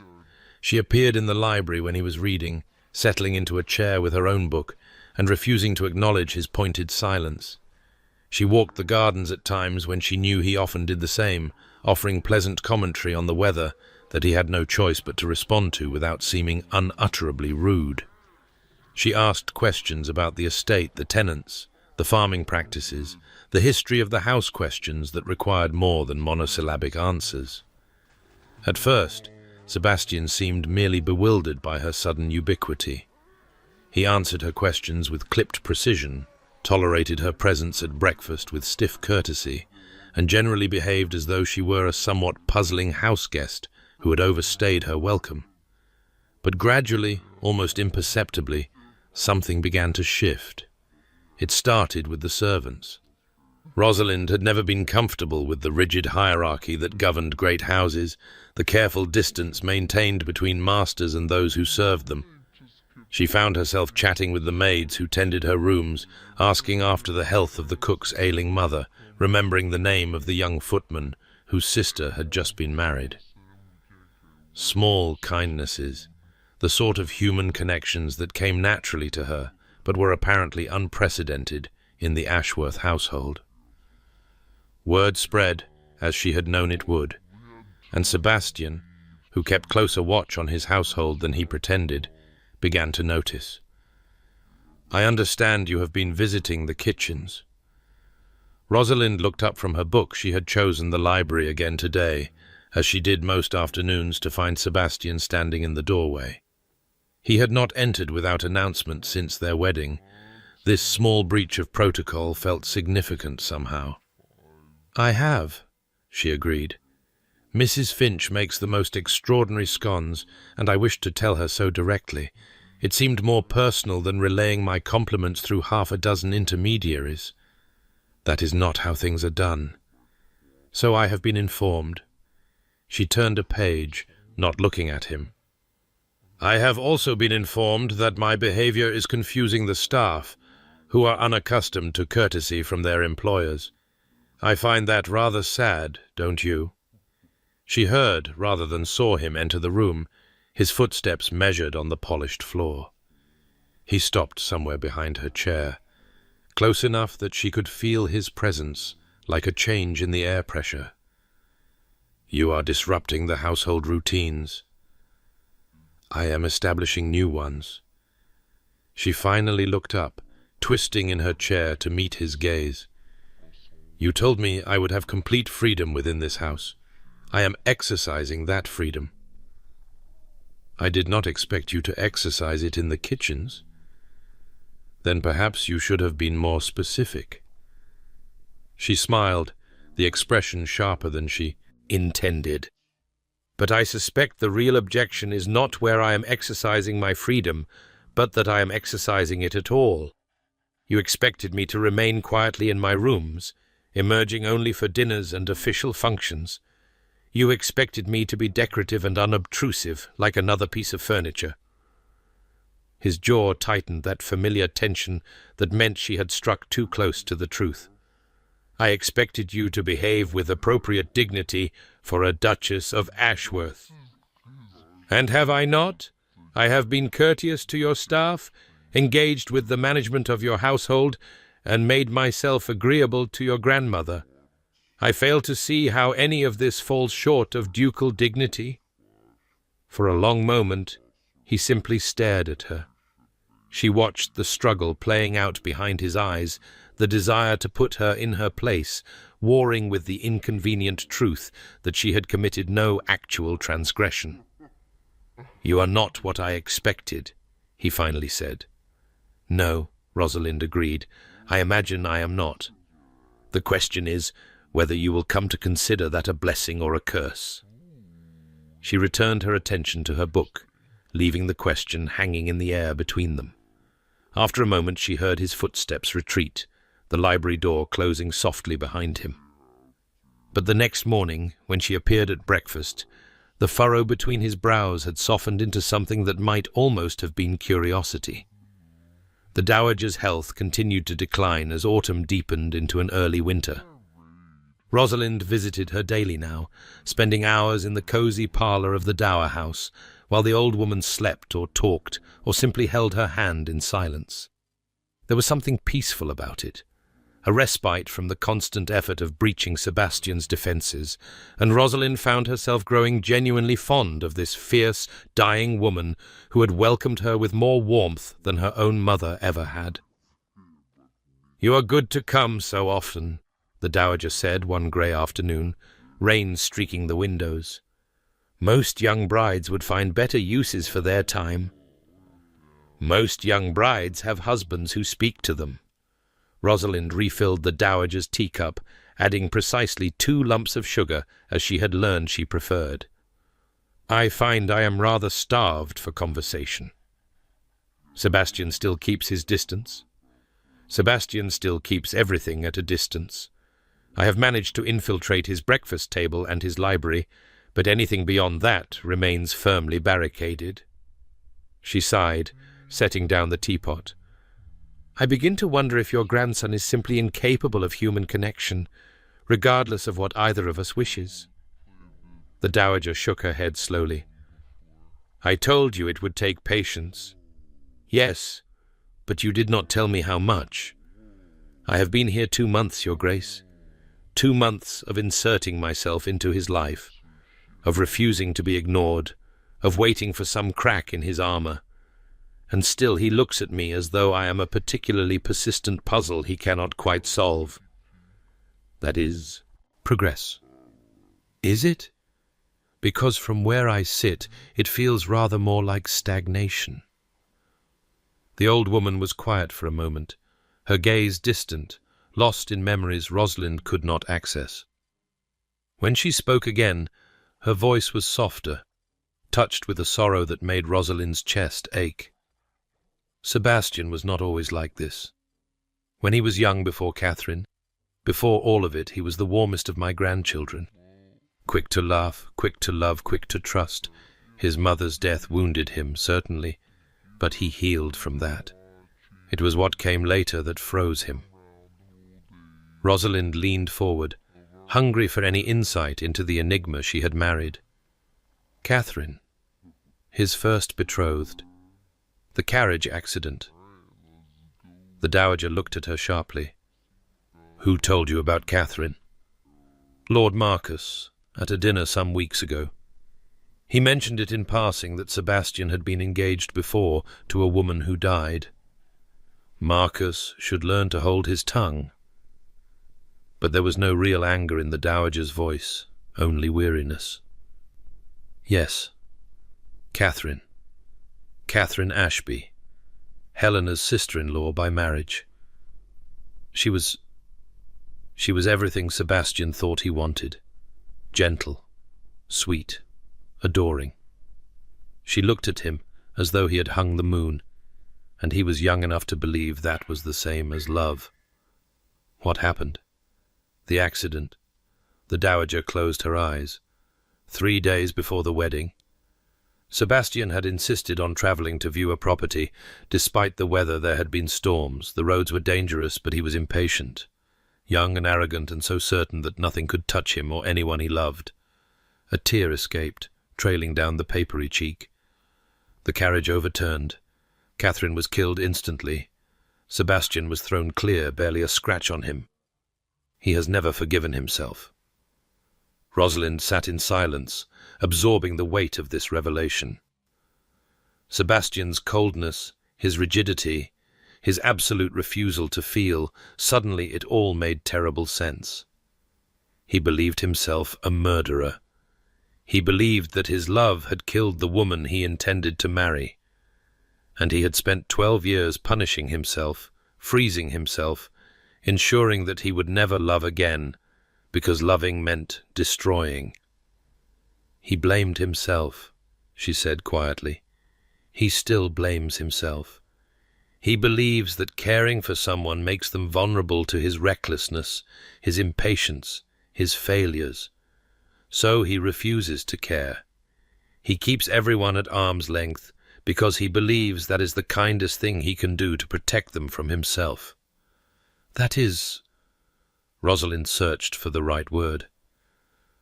That is the saddest thing I have ever heard. It is why I hoped he would marry. The dowager opened her eyes, fixing Rosalind with an intent gaze. Not for heirs, not for duty, but for him. He has been half alive for 12 years, and I could not bear to leave this world knowing he would remain that way forever. When I saw you, when I saw how you refused to back down, how you met his coldness with fire, I believed you might be the one to thaw him. And if I cannot, then at least you will have tried, and you will have given an old woman hope in her final days. The dowager reached out, her thin fingers closing around Rosalind's wrist. Do not give up on him, child. Not yet. The ice is cracking, even if he does not know it. I can see it when he speaks of you, the confusion, the fascination, the fear. He feels more than he admits, even to himself. You must help him remember what that means. The storm that had been threatening all day finally broke that evening. Rosalind had chosen to dine alone in her sitting room, too unsettled by the dowager's revelations to maintain her campaign of cheerful intrusion.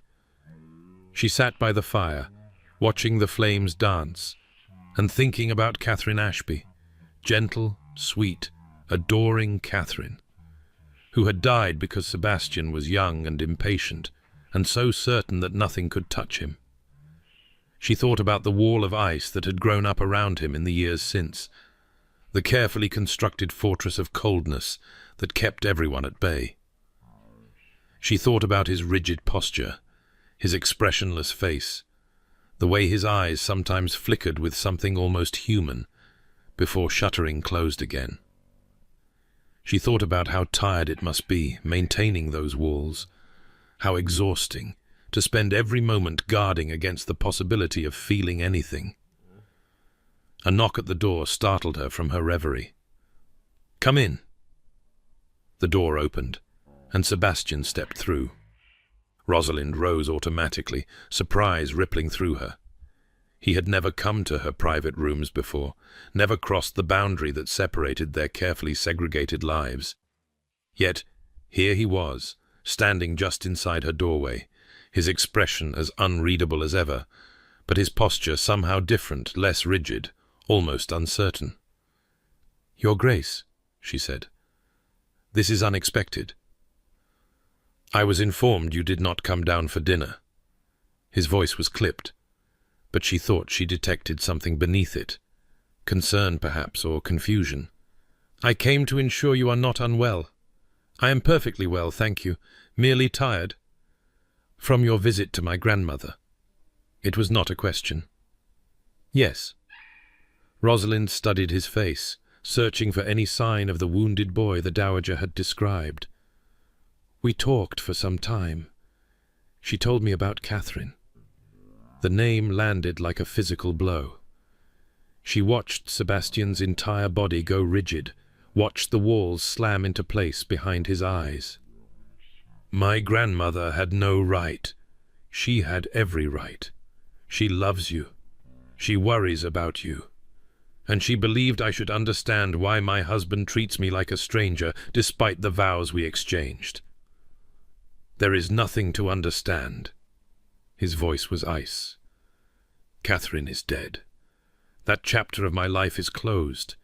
It has no bearing on our arrangement. Our arrangement, Rosalind laughed, the sound hollow. Is that what we are calling this? An arrangement?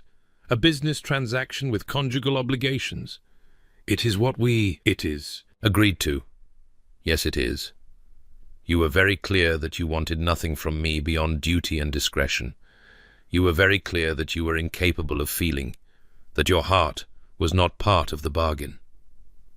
She stepped closer, close enough to see the tension in his jaw, the slight dilation of his pupils. But you were not honest about why.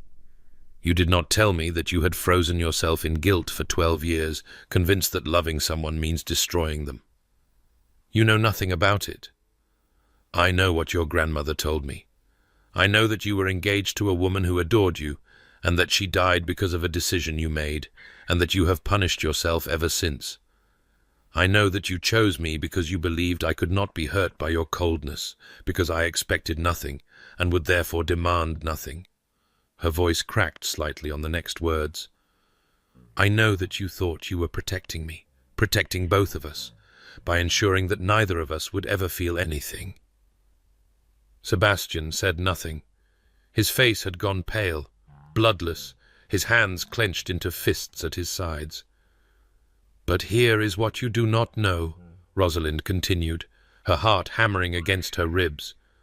What your grandmother believes, and what I am beginning to suspect, is true. You are not protecting me by keeping me at arm's length. You are protecting yourself. Because the alternative, allowing yourself to feel again, to care again, to risk again, terrifies you more than loneliness ever could. You presume too much. Perhaps. But I have nothing left to lose. She lifted her chin, meeting his frozen gaze without flinching. You have already told me not to expect love, not to expect warmth, not to expect anything beyond material comfort and social position. You have already made clear that you cannot give me what a wife might hope for from a husband. So what harm is there in speaking the truth? What damage can honesty do that has not already been done? The silence stretched between them, taut as a wire about to snap. Rosalind could hear the storm raging outside, the wind howling around the corners of the house, the rain lashing against the windows. But inside, in this room, there was only stillness. The frozen stillness of a man confronted with truths he had spent over a decade avoiding. When Sebastian finally spoke, his voice was barely a whisper. Catherine died because I loved her. Catherine died because of an accident, a terrible random accident that had nothing to do with love. I insisted we travel that day. She wanted to wait, wanted to let the storm pass. But I was impatient. I could not bear to postpone our plans, our future, our happiness, and because of my impatience, she is dead. That makes you human, not a murderer. Rosalind's own voice was gentler now, the anger fading into something closer to compassion. You made a decision that had unforeseeable consequences. That is not the same as killing her. It feels the same. I know. She reached out, slowly, carefully, giving him every chance to pull away. Her fingers touched his clenched fist, rested there lightly. "I know it does. But you cannot spend the rest of your life as a penance for a moment's impatience. You cannot freeze yourself forever because you are afraid of what might happen if you thaw." He looked down at her hand on his, and something in his expression shifted the ice cracking, just slightly, revealing the raw pain beneath. "I do not know how to be anything else," he said. "I have been cold for so long that I have forgotten what warmth feels like." "Then let me remind you." The words hung in the air between them, an offer and a challenge all at once. Rosalind felt her heart beating in her throat, felt the weight of everything she was risking. If he rejected her now, if he retreated behind his walls and slammed the door forever, but he didn't. Instead, slowly, hesitantly, his clenched fist uncurled. His fingers threaded through hers, cold at first, but warming slowly, and he let out a breath that seemed to come from somewhere deep inside him. "I do not know how to do this," he said again, but this time the words sounded less like a refusal and more like a confession. "Neither do I." Rosalind squeezed his fingers gently. "But perhaps we can learn together." They stood like that for a long moment, hands intertwined, the storm raging outside while something quieter and more tentative stirred to life within. It was not a resolution, not a declaration, not the dramatic reconciliation that novels promised and life rarely delivered. But it was a beginning, and for now, that was enough. The morning after the storm dawned grey and gentle, the fury spent and replaced by a soft mist that veiled the gardens in mystery. Rosalind woke early, her sleep having been fitful, her mind churning with fragments of the previous night's conversation.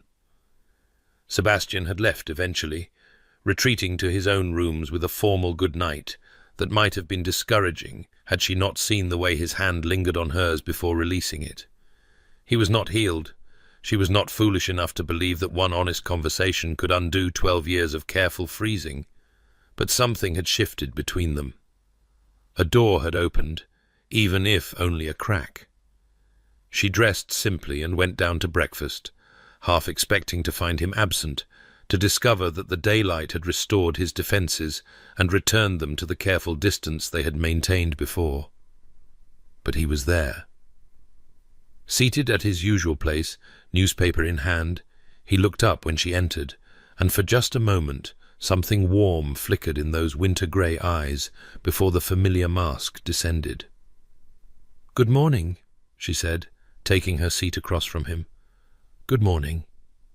They ate in silence, but it was a different silence than before, less rigid, less intentional. He passed her the toast without being asked. She poured his tea exactly as he preferred it, having learned his habits, through weeks of careful observation. Small intimacies, the sort of unspoken communication that develops between people who are paying attention to each other. "I thought I might walk to the Dower House this morning," Rosalind said eventually. "Your grandmother was feeling poorly yesterday. I want to ensure she has recovered." Sebastian set down his newspaper, his expression shifting to something that might have been concern. "I had a message from her physician this morning. Her condition is declining." The words landed heavily. Rosalind set down her teacup, her appetite suddenly gone. "How quickly?" "He cannot say for certain. Weeks, perhaps. Perhaps less." Sebastian's voice was carefully controlled, but she could see the tension in his shoulders, the tightness around his eyes. "I should have visited her more often. I should have—" He stopped, his jaw working. "She knows you love her," Rosalind said gently. "She has told me so many times. She is not disappointed in you, Sebastian. She never has been." He looked at her then, really looked at her, and she saw the fear beneath the ice, the terror of losing someone else, of watching helplessly while death claimed another person he loved. "Will you come with me?" he asked. "To see her today?" It was the first time he had asked her for anything, the first time he had acknowledged that he might need her presence, her support, her simple companionship. "Of course," she said. "Of course I will." They walked to the dower house together, the mist swirling around their feet, their arms occasionally brushing, but never quite touching. Sebastian was quiet, his face drawn, and Rosalind found herself fighting the urge to reach out, to take his hand as she had the night before. But that had been a moment of crisis, a breach of his defenses, born of vulnerability. In the cold light of morning, she was not certain the offer would be welcome. The dowager was propped up in her bed when they arrived, looking smaller and more fragile than ever, but still alert, her eyes sharpening when she saw them enter together. "Ah," she said, a faint smile crossing her lips. "I see you have finally started talking to each other." "Grandmother," Sebastian began. "Do not grandmother me in that tone. I am dying, not deaf." She gestured imperiously for them to sit, and they obeyed, settling into chairs on either side of her bed, like children called to account. "You look tired, both of you. I trust that means something interesting happened." "We talked," Rosalind said simply, "about Catherine, about the walls your grandson has built around himself." "Good." The dowager nodded, satisfaction briefly brightening her pale features. "I had hoped Rosalind would have the courage to confront you, Sebastian. You have been hiding for too long." "I have not been hiding. You have been hiding, and we both know it. You have been pretending that you are incapable of feeling because feeling is too painful to bear. And while I understand why, I cannot approve." She reached out, her thin hand finding Sebastian's. "You are my grandson, my blood. I have watched you freeze yourself for 12 years, and I have said nothing because I did not know how to reach you. But I am running out of time, and I cannot leave this world without telling you the truth." Sebastian's jaw tightened, but he did not pull away. "What truth?" "That Catherine would be ashamed of what you have become." The words were gentle, but they landed like blows. "She loved you, Sebastian. She loved your warmth, your passion, your capacity for joy. If she could see you now, cold, closed off, punishing yourself for an accident that was not your fault, she would weep. Not for herself, but for you. You do not know what she would think." "I know I do." The dowager's grip tightened on his hand. "I knew Catherine, Sebastian. I knew her better than you did, in some ways. She was not perfect. She was young, and sometimes foolish, and she put you on a pedestal that no man could sustain.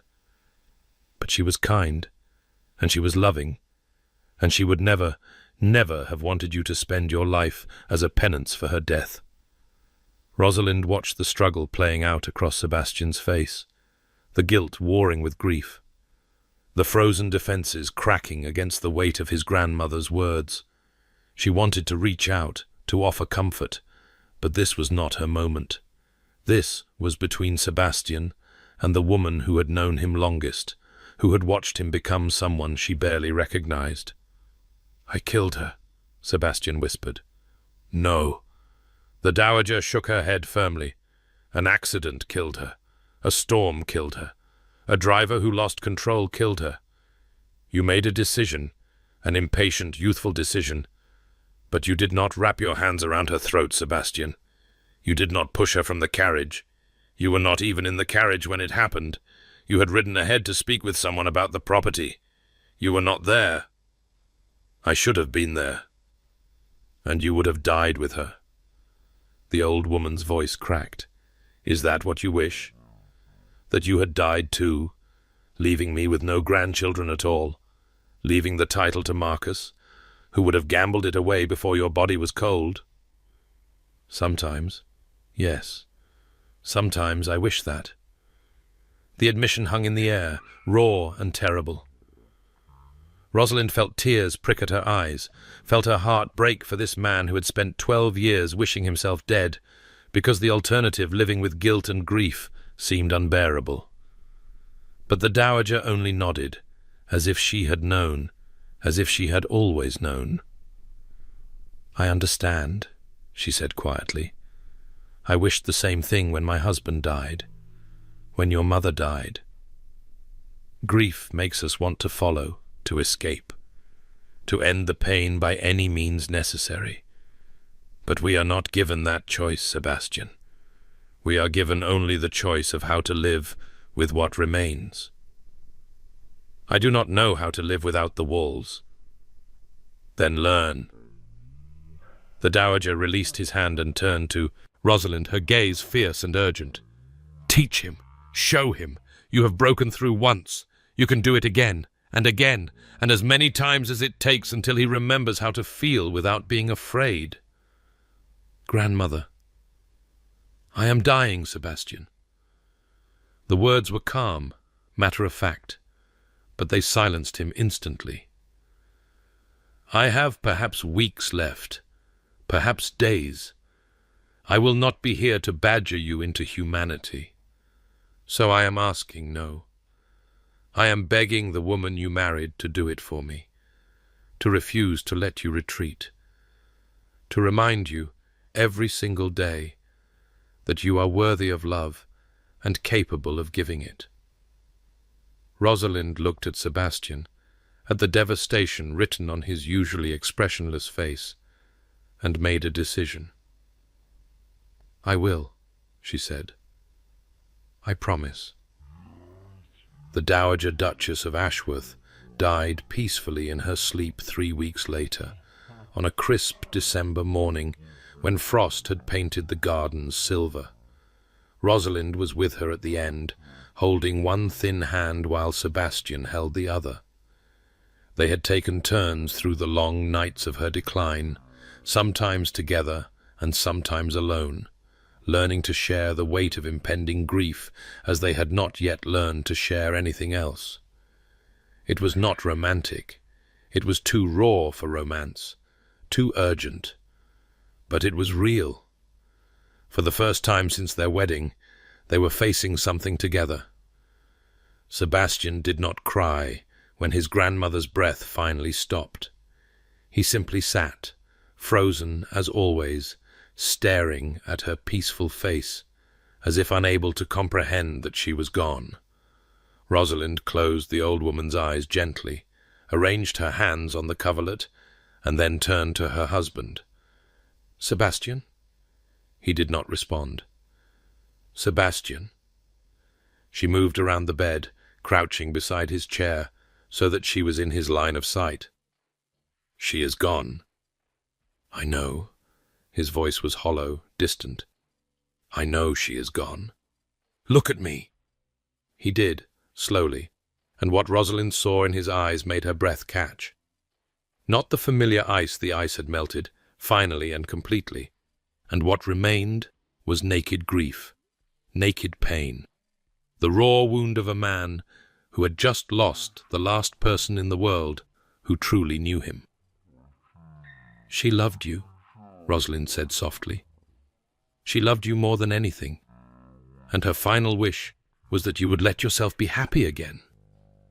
I do not know how. Then we will figure it out together." She reached up, her fingers brushing his cheek, feeling the faint dampness there, tears he probably did not even realize he was shedding. "I am not going anywhere, Sebastian. I promised her, and I promise you.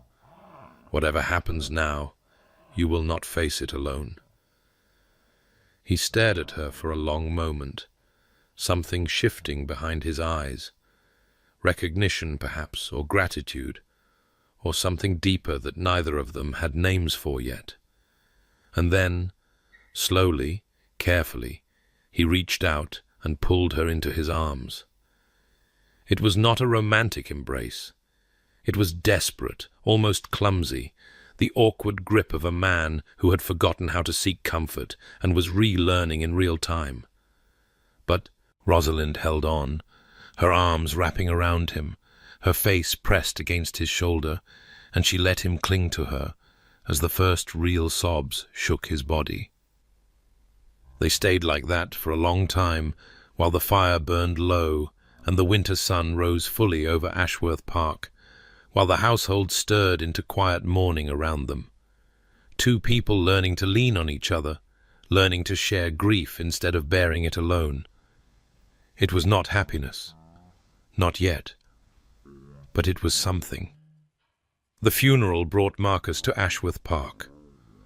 Lord Marcus Cole swept into the house like a summer storm, bright, loud, impossible to ignore.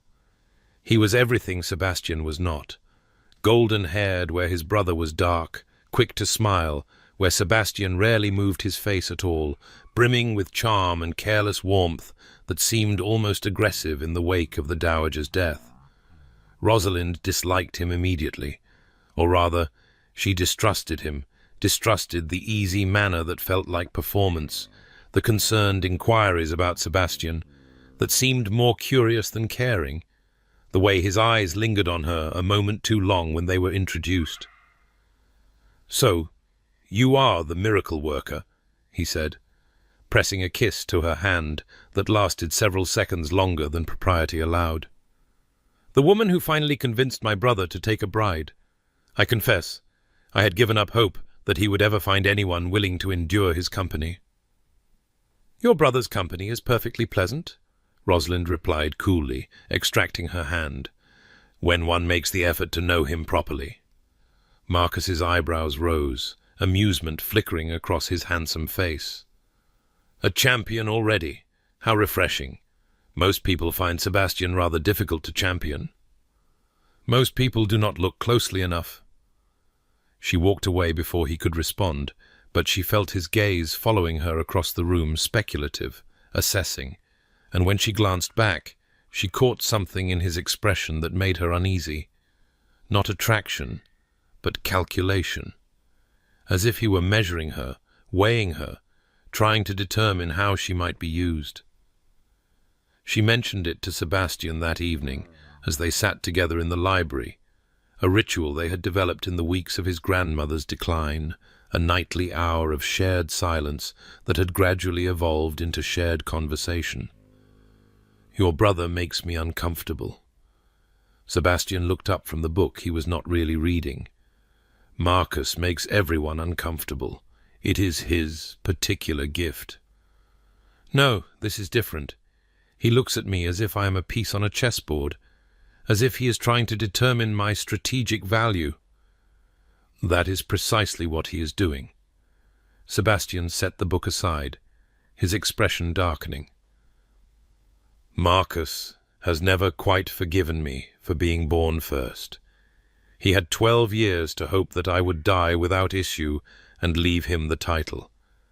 Your presence and the potential for an heir has disrupted his plans. He seemed charming enough on the surface." "Marcus is always charming on the surface. It is what lies beneath that concerns me." He hesitated, then added, "I should have warned you about him. I apologize." "There is nothing to apologize for. I am quite capable of managing charming men with hidden agendas." She smiled slightly. "I married one, after all." For a moment, Sebastian simply stared at her. Then, unexpectedly, his lips twitched, not quite a smile, but closer than she had ever seen. "I suppose you did," he said. Marcus stayed for a fortnight after the funeral, filling Ashworth Park with noise and guests, and the brittle gaiety of a man who seemed constitutionally unable to be still.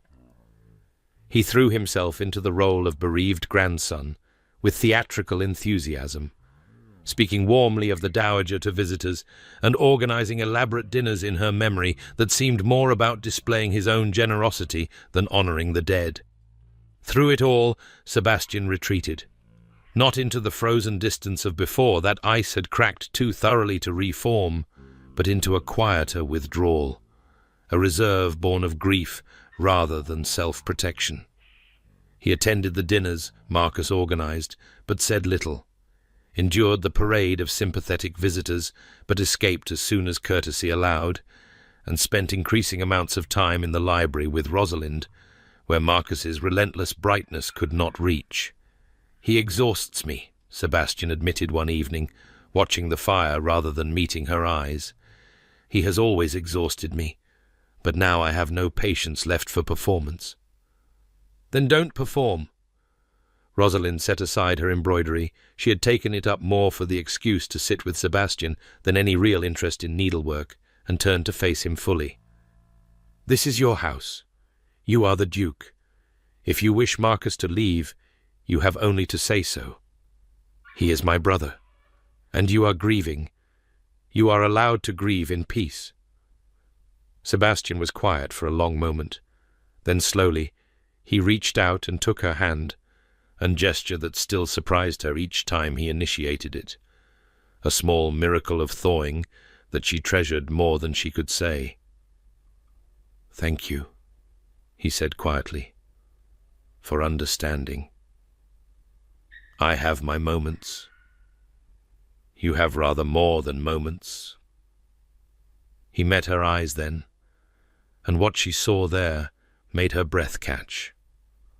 Not love, not yet, perhaps not ever, but something warmer than duty, deeper than convenience. "I have not been fair to you, Rosalind. I married you expecting to feel nothing, and you have refused to allow that. You have pushed and prodded and demanded that I be human, despite my best efforts to remain frozen. Is that a complaint? It is a confession." His fingers tightened on hers. "I do not deserve your patience. I have given you nothing, no warmth, no affection, no companionship beyond what you have demanded for yourself. And yet you remain. You fight for this marriage as if it matters, as if I matter, when I have done everything in my power to convince you otherwise." Rosalind felt tears prick at her eyes. "You do matter. You have always mattered.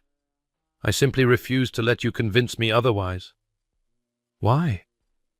"Because I recognized you." The words came before she could stop them, honest in a way she had not intended. "From the moment you walked into that garden and called my bluff, I recognized you. Another person wearing armor, pretending not to feel, convinced that the alternative was too dangerous to risk. And I thought—" She stopped, swallowed. "I thought perhaps we could learn to take off the armor together, if we were brave enough." Sebastian was staring at her with an expression she could not quite read, wonder, perhaps, or fear, or some complicated mixture of both. "And if I am not brave enough?" he asked quietly. "Then I will be brave for both of us, until you are ready to be brave too." He lifted her hand to his lips, pressing a kiss to her knuckles that lingered far longer than any formal gesture should. "I am beginning to believe," he said against her skin, "that marrying you may have been the wisest decision I ever made." Marcus departed the following week, summoned back to London by debts he did not specify, and creditors he mentioned only in passing. But before he left, he sought Rosalind out privately, cornering her in the conservatory while Sebastian was occupied with estate business. "I wanted to speak with you alone," he said, his charming smile firmly in place, "to apologize if I have been overwhelming. I know I can be somewhat much." "You have been perfectly appropriate," Rosalind replied cautiously. "Have I? That's a relief. I do worry sometimes that Sebastian's bride might find me too much by contrast. My brother is not exactly known for his vivacity. Your brother is a man of depth and substance. Those qualities are often mistaken for coldness by those who do not look beyond the surface." Marcus's smile flickered, something harder surfacing briefly behind his eyes. "And you have looked beyond the surface?" "I am learning to." How fortunate for him. He stepped closer, close enough that Rosalind could smell his cologne, expensive, cloying. I wonder, though, if you will feel the same when the novelty wears off, when the project of thawing my brother loses its appeal, when you realize that some walls are not meant to come down. Is that a warning, Lord Marcus? Merely an observation. He smiled again, all charm restored. Sebastian has never been able to sustain connections, relationships, friendships, family bonds. He pushes everyone away eventually. Our grandmother was the only one who refused to be pushed, and now she is gone. I simply wonder how long you will persist before you, too, accept defeat. Rosalind held his gaze steadily, refusing to show the chill his words had sent down her spine. I am not in the habit of accepting defeat, Lord Marcus. It is one of my more irritating qualities. So I am beginning to understand. He stepped back, his expression unreadable. Do take care of yourself, Your Grace. And do keep an eye on that husband of yours. He has a tendency to self-destruct when he is not watched. He left the conservatory without another word, but his warning echoed in Rosalind's mind long after his carriage had disappeared down the drive. Some walls are not meant to come down. He pushes everyone away eventually. Was Marcus right? Was she fighting a battle she could not win, investing in a man incapable of reciprocating? But then she thought of Sebastian's hand in hers, of his kiss on her knuckles, of the grief he had allowed her to witness, of the walls that had cracked under her persistent pressure, revealing glimpses of the warm man who still existed beneath the ice. No, Marcus was wrong. Sebastian was not pushing her away. He was letting her in, slowly, painfully, with all the awkwardness of a man who had forgotten how. And she would be there when he finally remembered. Winter deepened into the coldest January anyone could remember. Snow blanketing Ashworth Park in white and forcing Rosalind and Sebastian into even closer quarters. The household contracted, guests ceased to call, and the great house became almost intimate in its isolation. They spent hours together now, reading in the library, walking the galleries when the weather permitted, dining across a table that no longer felt like a chasm between them. Sebastian talked more, not much but enough, sharing memories of his grandmother, his childhood, the years before the ice had formed. And Rosalind talked too, telling him about her sharp-tongued reputation, her mother's disappointment, the fears that had driven her own defences for so long. "We are well matched, it seems," Sebastian observed one evening, watching her across the firelight. "Both of us building walls against a world we found too painful to face unarmoured. Perhaps that is why you chose me." Rosalind looked up from her book. "You recognized a fellow builder." "Perhaps." He was quiet for a moment, then added, "I told you once that I chose you because you did not want me. That was not entirely true." "Oh?" "I chose you because you made me laugh." He said it almost grudgingly, as if the admission cost him something. "In the garden, when you made your ridiculous declaration about marrying the first man through the gate. I had not truly laughed in 12 years. And then I heard you, speaking with such desperation and such wit, and something in my chest cracked, just for a moment. I did not see you laugh. I did not let you see, but it was there, beneath the surface, a spark of something I thought I had extinguished forever." He met her eyes, his gaze unusually open. "You have been fanning that spark ever since. Sometimes I wish you would let it die. But mostly, I am grateful." Rosalind set aside her book and rose, crossing the space between them to stand before his chair. He looked up at her, and for once there was no guard in his expression, no shield, only raw uncertainty, and something that might have been hope. "I will keep fanning it," she said quietly, "for as long as it takes, until it becomes a fire that cannot be extinguished, She leaned down and pressed a kiss to his forehead, gentle, chaste, but intentional. A promise. When she pulled back, his eyes were closed, and she saw a single tear trace down his cheek. Helena's letter arrived the first week of February, carried by a messenger who had braved the snowy roads from London. "My dearest Rosalind," it began, in Helena's elegant hand. "I hope this finds you well, though I suspect well may be an optimistic assessment given the reports I have received about the Duke's grandmother. Please know that you are in my thoughts during this difficult time. I write, however, with news that may complicate your circumstances further. Marcus has been in London for several weeks now, and his behaviour has raised concerns. He speaks of you frequently, too frequently, and in terms that suggest familiarity beyond what propriety would allow. He implies that your marriage is unhappy, that Sebastian neglects you, that you have confided in him certain dissatisfactions. I do not believe any of this, of course, but others do. And Marcus, I fear, is working to position himself for some future where Sebastian's marriage fails and the question of succession remains unresolved. I tell you this not to alarm, but to warn. Whatever is happening at Ashworth Park, be careful how it is perceived by the outside world, and watch your brother-in-law. He is not the charming fool he pretends to be."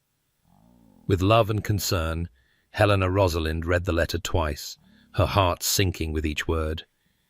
Marcus was undermining her marriage, spreading rumours, casting doubt, positioning himself as her confidant in an unhappy situation. And society, always hungry for scandal, was undoubtedly devouring every morsel he offered. She brought the letter to Sebastian that evening, laying it before him without preamble. "You should read this." He did, his expression darkening as he absorbed Helena's words. When he finished, he set the letter down with careful precision, his jaw tight with barely controlled anger. "I will deal with Marcus." "How?" "I do not yet know, but he will not be permitted to continue spreading lies about my wife." My wife. The words sent an unexpected warmth through her, even amid the anxiety of the moment. He had never called her that before, not with that particular emphasis, that edge of possessiveness. "Helena says we should be careful how we are perceived," she said. "Perhaps when the weather clears, we should return to London. Show society that our marriage is not what Marcus claims." Sebastian looked at her, something complicated moving behind his eyes. "And is it what Marcus claims?" The question caught her off guard. "What do you mean?" "You have been patient with me, Rosalind, more patient than I deserve. But patience is not happiness, and I have given you—" He stopped, struggling for words. "I have given you very little to be happy about." "That is not true.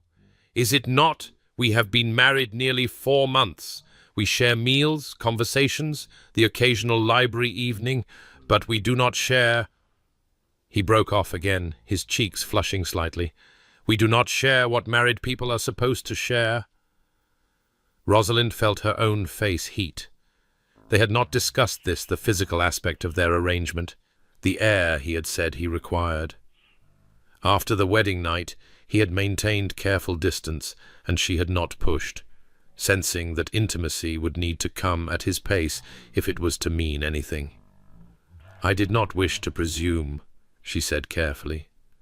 "You made clear that you wanted nothing more than—" "I made clear many things that are no longer true." He rose abruptly, crossing to the window to stare out at the snow-covered gardens. "I told you I was incapable of feeling. That was a lie I had told myself so often that I believed it. But since my grandmother's death, since you refused to let me retreat, I have felt more than I have in 12 years, and I do not know what to do with any of it." Rosalind rose and crossed to stand beside him, close enough that their shoulders nearly touched. "What do you feel?" she asked softly. He was silent for a long moment.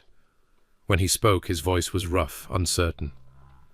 "Gratitude," terror, confusion, another pause, and something else. Something I have been afraid to name because naming it makes it real, and real things can be lost. Sebastian, I am not in love with you. He turned to face her, his expression torn between honesty and something that looked almost like hope. I do not know how to be in love, not anymore. But I am something. Something more than indifferent. Something that frightens me more than I can say. Rosalind reached up and touched his face, feeling the tension in his jaw, the rapid pulse in his throat. That is enough, she said. For now, that is enough. We do not need to name it. We do not need to define it. We only need to let it be what it is. And what is it? A beginning. She smiled, feeling tears gather in her eyes. A real beginning, this time. Not an arrangement, or a convenience, or a bargain. Something more. He covered her hand with his, pressing her palm more firmly against his cheek. I want... He stopped, swallowed. I want to try. To be the husband you deserve, not just the one you agreed to accept. I do not know if I am capable of it. I do not know if the damage is too deep, but I want to try. Then we will try together. He kissed her then tentatively at first, almost questioning, as if unsure whether she would allow it. But when she responded, when her arms went around his neck and her body pressed against his, something shifted. The hesitation melted away, replaced by a hunger that had been buried so long it felt almost new. When they finally broke apart, both breathing hard, his forehead rested against hers. I think, he said unsteadily, that we should return to London, to deal with Marcus, to deal with everything. He pulled back enough to meet her eyes, and what she saw there made her heart stutter. Not love, not yet, but the possibility of it, the willingness to risk it. Together, she said. Together, he agreed. The word felt like a promise, a real one this time. And when they retired that night, the door between their chambers finally opened. The journey to London took 3 days through roads still treacherous with melting snow, but Rosalind barely noticed the discomfort. Everything had changed in the fortnight since that night in the library, that first tentative kiss that had opened doors long barred, the gradual unfolding of intimacy that followed. Sebastian was still learning to be vulnerable, still catching himself mid-retreat and forcing himself to stay present. But the effort he made was visible in every gesture, every glance, every moment he chose to reach for her instead of pulling away. They travelled in the same carriage now, sitting side by side rather than across from each other, and sometimes his hand found hers beneath the travelling blankets, holding on as if she were an anchor in uncertain waters. He did not speak much that was not his nature, and perhaps never would be. But the quality of his silence had changed. It was no longer the frozen stillness of a man determined to feel nothing. It was the quietude of someone learning to feel again, processing emotions too long suppressed. "You are nervous," Rosalind observed, as London's outskirts came into view through the carriage window. Sebastian's jaw tightened. "Marcus will have had weeks to spread his poison. I do not know what we will face." "We will face it together." She squeezed his hand. "That is rather the point." "I am not accustomed to together." He turned to look at her, his grey eyes softer than she had ever seen them. "I am accustomed to alone, to handling everything myself, keeping everyone at a distance, never admitting weakness or uncertainty." "How is that working for you?" The ghost of a smile crossed his face. "Poorly, as it happens." "Then perhaps it is time to try something new." Ashworth House loomed before them as the carriage swept up the drive, its imposing facade a reminder of the weight of responsibility Sebastian carried. Rosalind had visited only once before, for a brief inspection before the wedding, and she had been too overwhelmed then to take proper stock of her new London home. Now she studied it with different eyes, the eyes of a woman who had begun to understand her husband, who was fighting for a marriage that had started as mere convenience and was becoming something far more significant. The staff lined up to greet them, faces carefully neutral, and Rosalind caught the flicker of curiosity in more than one pair of eyes. The Duke of Ashworth, returning to London with his wife after months of seclusion in Kent. The gossip must be rampant. "Your Grace," the butler, the silver-haired man named Thornton, bowed deeply. "Welcome home. We have prepared the house as instructed."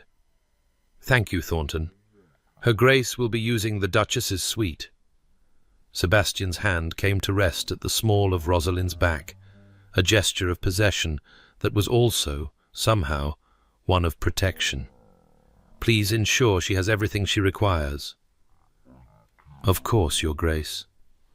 They entered the house together, and Rosalind felt the weight of dozens of eyes following them, servants noting the Duke's hand on her back, the way he leaned toward her when he spoke, all the small intimacies that marked their changed relationship. By evening, every household in London would know that the Duke and Duchess of Ashworth appeared to be on excellent terms, which was precisely the point. The first salvo in their campaign came that very evening, in the form of a dinner invitation from Lady Pemberton, mother of the unfortunate daughter, hostess of one of the most influential tables in London society. Rosalind recognized the woman's name from her first season, remembered her as a sharp-eyed gossip who collected secrets like other women collected china. "We should accept," Sebastian said, reading the invitation over Rosalind's shoulder. "Lady Pemberton sees everything and talks to everyone. If we can convince her that our marriage is solid, the news will spread faster than any denial we could issue. And if we cannot convince her, then we will have a rather uncomfortable dinner and try again elsewhere." He set the invitation aside and met her eyes. "I should warn you I am not skilled at social performance. I have spent 12 years cultivating a reputation for coldness. Pretending to be a devoted husband may be beyond my abilities." Rosalind smiled. "Then do not pretend. Simply be what you are becoming." "And what is that?" "A man who is learning to let himself be loved."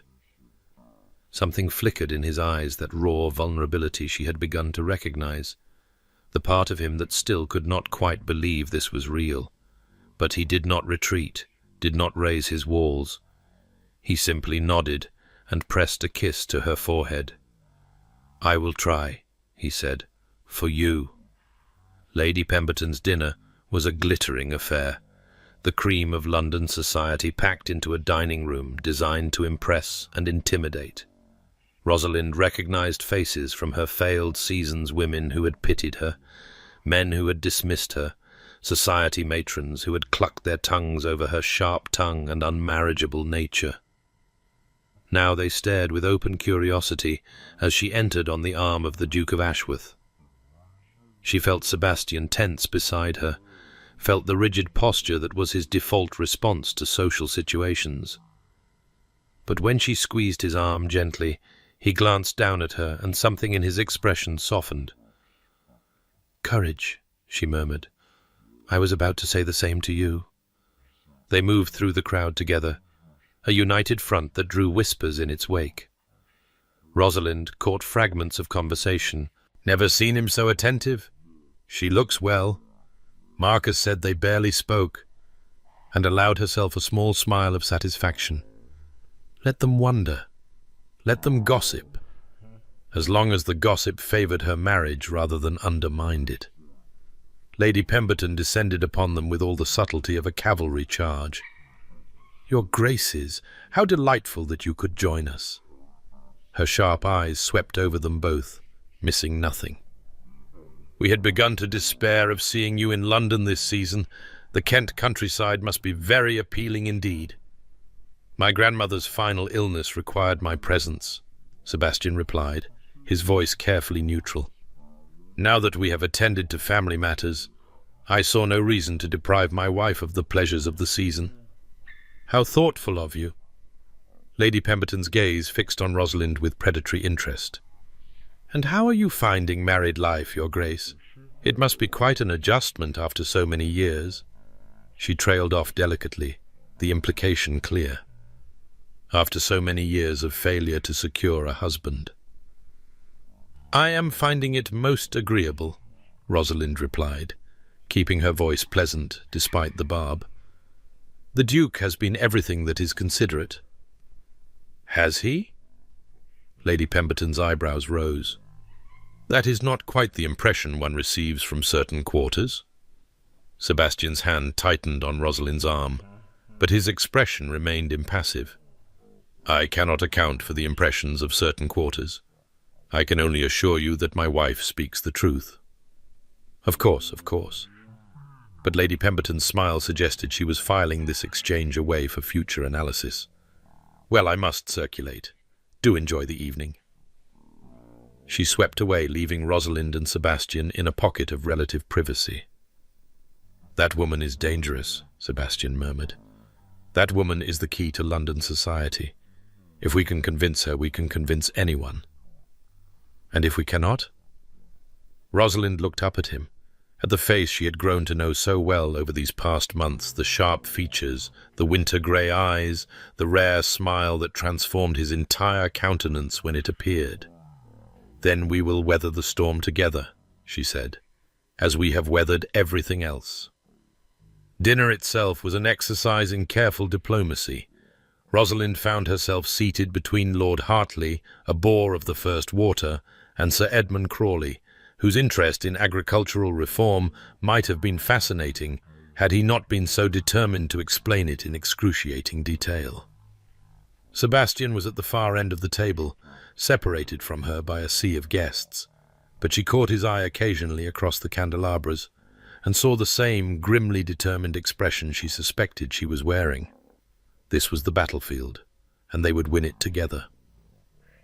The real challenge came after dinner, when the ladies withdrew, and Rosalind found herself surrounded by curious matrons and sharp-tongued debutantes. Lady Pemberton took the seat beside her with the air of a general, deploying for combat. "Now then, Your Grace, let us speak frankly." She leaned closer, her voice dropping to a confidential murmur. "Lord Marcus has been most vocal about the state of your marriage. He implies that the Duke neglects you terribly, that you have confided your unhappiness to him during his visit to Kent." "Lord Marcus has always had an active imagination," Rosalind replied coolly. "I assure you, any confidences I made to him were strictly appropriate. If he has interpreted them otherwise, that is his error, not my intention." "And the Duke? Is he truly as attentive as he appeared this evening, or was that performance for our benefit?" Rosalind considered her response carefully. Lady Pemberton dealt in truth, or at least in what she believed to be truth. An obvious lie would be detected and reported throughout London by morning. "My husband is not a demonstrative man," she said finally. "He does not shower me with public affection or declare his feelings in flowery speeches. But he is present, Lady Pemberton. He is learning to be present, after many years of—" She paused, choosing her words. "After many years of keeping his heart protected, and I would rather have his genuine effort than any amount of practiced charm." Lady Pemberton studied her for a long moment, her sharp eyes searching for deception. Whatever she found seemed to satisfy her, because her expression shifted from skepticism to something approaching approval. "Well," she said at last, "you are more interesting than I remembered, Your Grace, and considerably more honest. I begin to think that Marcus Cole has overplayed his hand." That is generally the way of it with Marcus, Rosalind agreed. He is charming but unsubtle. Lady Pemberton laughed a genuine laugh, surprised out of her. You have a sharp tongue, Your Grace. I have been told so, yes, frequently, and with disapproval. I expect you have, but I find I rather like it. Lady Pemberton rose, signalling the end of their tête-à-tête. I shall be watching your marriage with interest, Your Grace. I suspect it may prove more entertaining than most. When the gentleman rejoined them and Sebastian made his way to her side, his hand finding hers with an ease that no longer seemed quite so unnatural, Rosalind allowed herself a small smile of triumph. One battle won, many more to come. Marcus arrived at Ashworth House 3 days later, unannounced and uninvited. Rosalind was in the morning room, reviewing the household accounts with Mrs. Collins, the London housekeeper, when Thornton appeared with a carefully neutral expression. Lord Marcus Cole, Your Grace. He wishes to see the Duke, but his Grace is not at home. Lord Marcus asks if you might receive him. Rosalind set down her pen, her heart rate increasing despite her best efforts at composure. She had known this confrontation was coming, had been preparing for it, in fact, but the reality of facing Marcus alone still sent a chill down her spine. Show him in, she said. And Thornton, please ensure that refreshments are brought and that the door remains open. Of course, Your Grace. Marcus entered with his customary charm, all smiles and easy confidence. But Rosalind caught the calculation behind his eyes. He had come for a purpose, and it was not mere social courtesy. Sister. He kissed her hand with elaborate courtesy. How delightful to find you at home. I had hoped to catch Sebastian, but perhaps you and I can have a cosy chat instead. Perhaps we can. Rosalind gestured to a chair, not returning his smile. Although I should warn you that I am aware of the nature of your chats in London, the ones where you imply my marriage is unhappy and my husband neglects me. Marcus's expression flickered surprise, quickly masked. Ah, you have heard about that? I have heard about it, yes, as has Sebastian, and as has most of London by now. I was merely expressing concern for your welfare. You are attempting to undermine my marriage for your own purposes. Rosalind kept her voice level, refusing to show anger. You have been positioning yourself as my confidant, spreading rumors of discord, preparing the ground for some future where Sebastian and I fail, and the succession remains in doubt. You give me too much credit for strategy. I give you exactly the credit you deserve. She leaned forward slightly. I know what you want, Marcus. You want the title, the estates, the fortune that should have been yours if only Sebastian had died in that carriage accident along with Catherine. You have spent 12 years watching him waste his life in frozen misery, waiting for him to die without an heir, and now I have disrupted your plans. Marcus's charm fell away like a discarded mask, revealing the harder man beneath. You understand nothing about what I want? Then enlighten me. I want what should have been mine. His voice was low, intense. I was the better son, the warmer one, the one who actually cared about people. Sebastian locked himself away in his frozen fortress while I tried to hold the family together, tried to be there for our grandmother, tried to salvage something from the wreckage he made of himself. And what is my reward? To watch him inherit everything while I scrape by on an allowance that would not cover his monthly wine bill. Your gambling debts would consume any fortune, Rosalind said quietly. Sebastian has told me about the settlements he has made on your behalf, the creditors he has paid, the scandals he has covered up. He told you that? Something ugly flickered in Marcus's eyes. He told me many things, including his concerns that you would destroy the Ashworth legacy within a year of inheriting. And yet he refuses to increase my allowance, refuses to give me any real responsibility, any real position.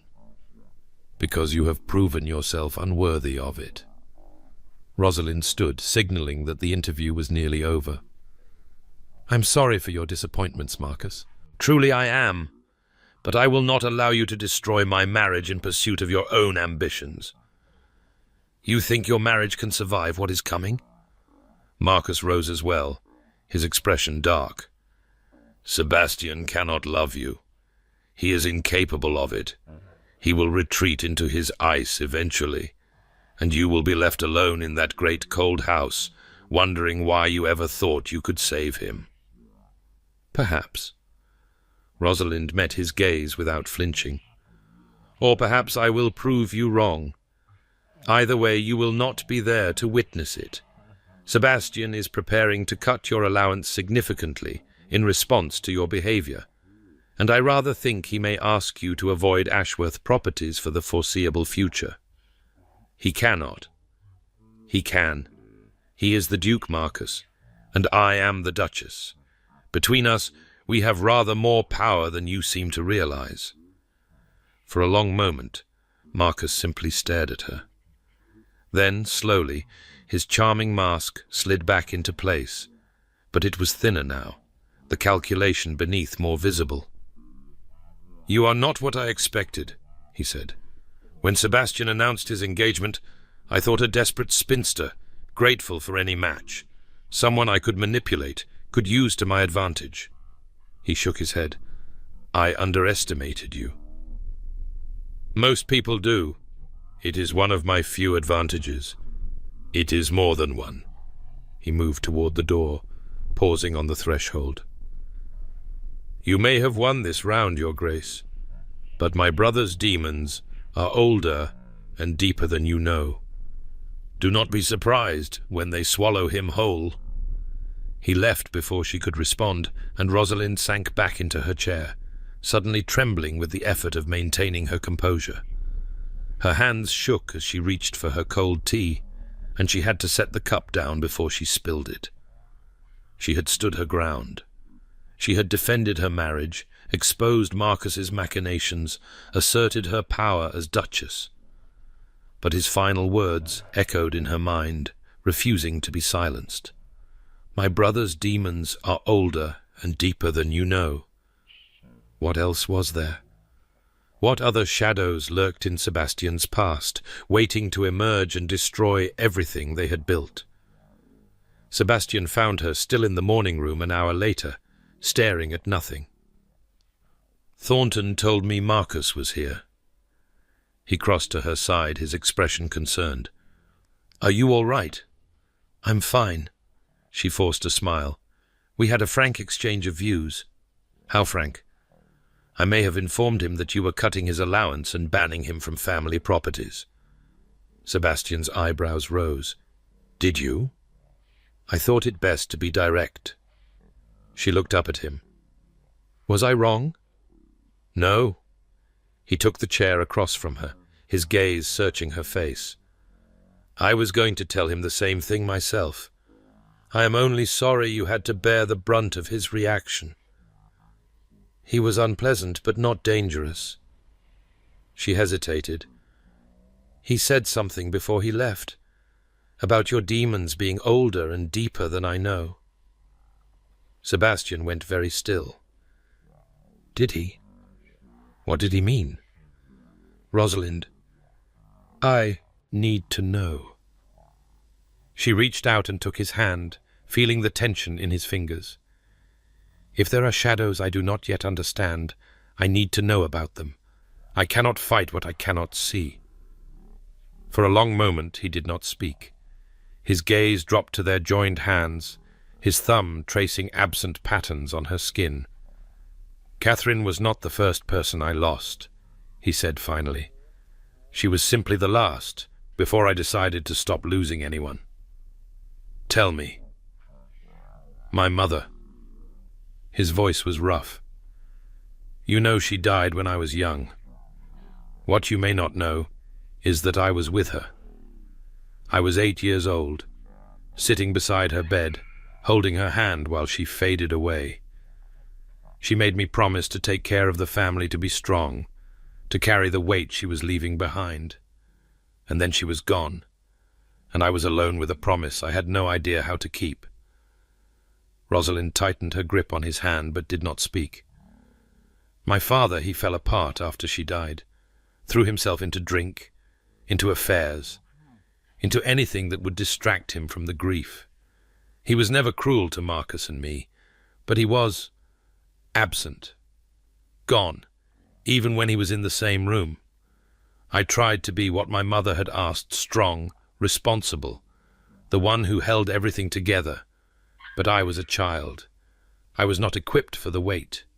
No child would be. No. But I did not know that then. I only knew that I had promised, and I was failing. He looked up, meeting her eyes. When father died, I was 18, barely a man. I felt relief. Is that not terrible?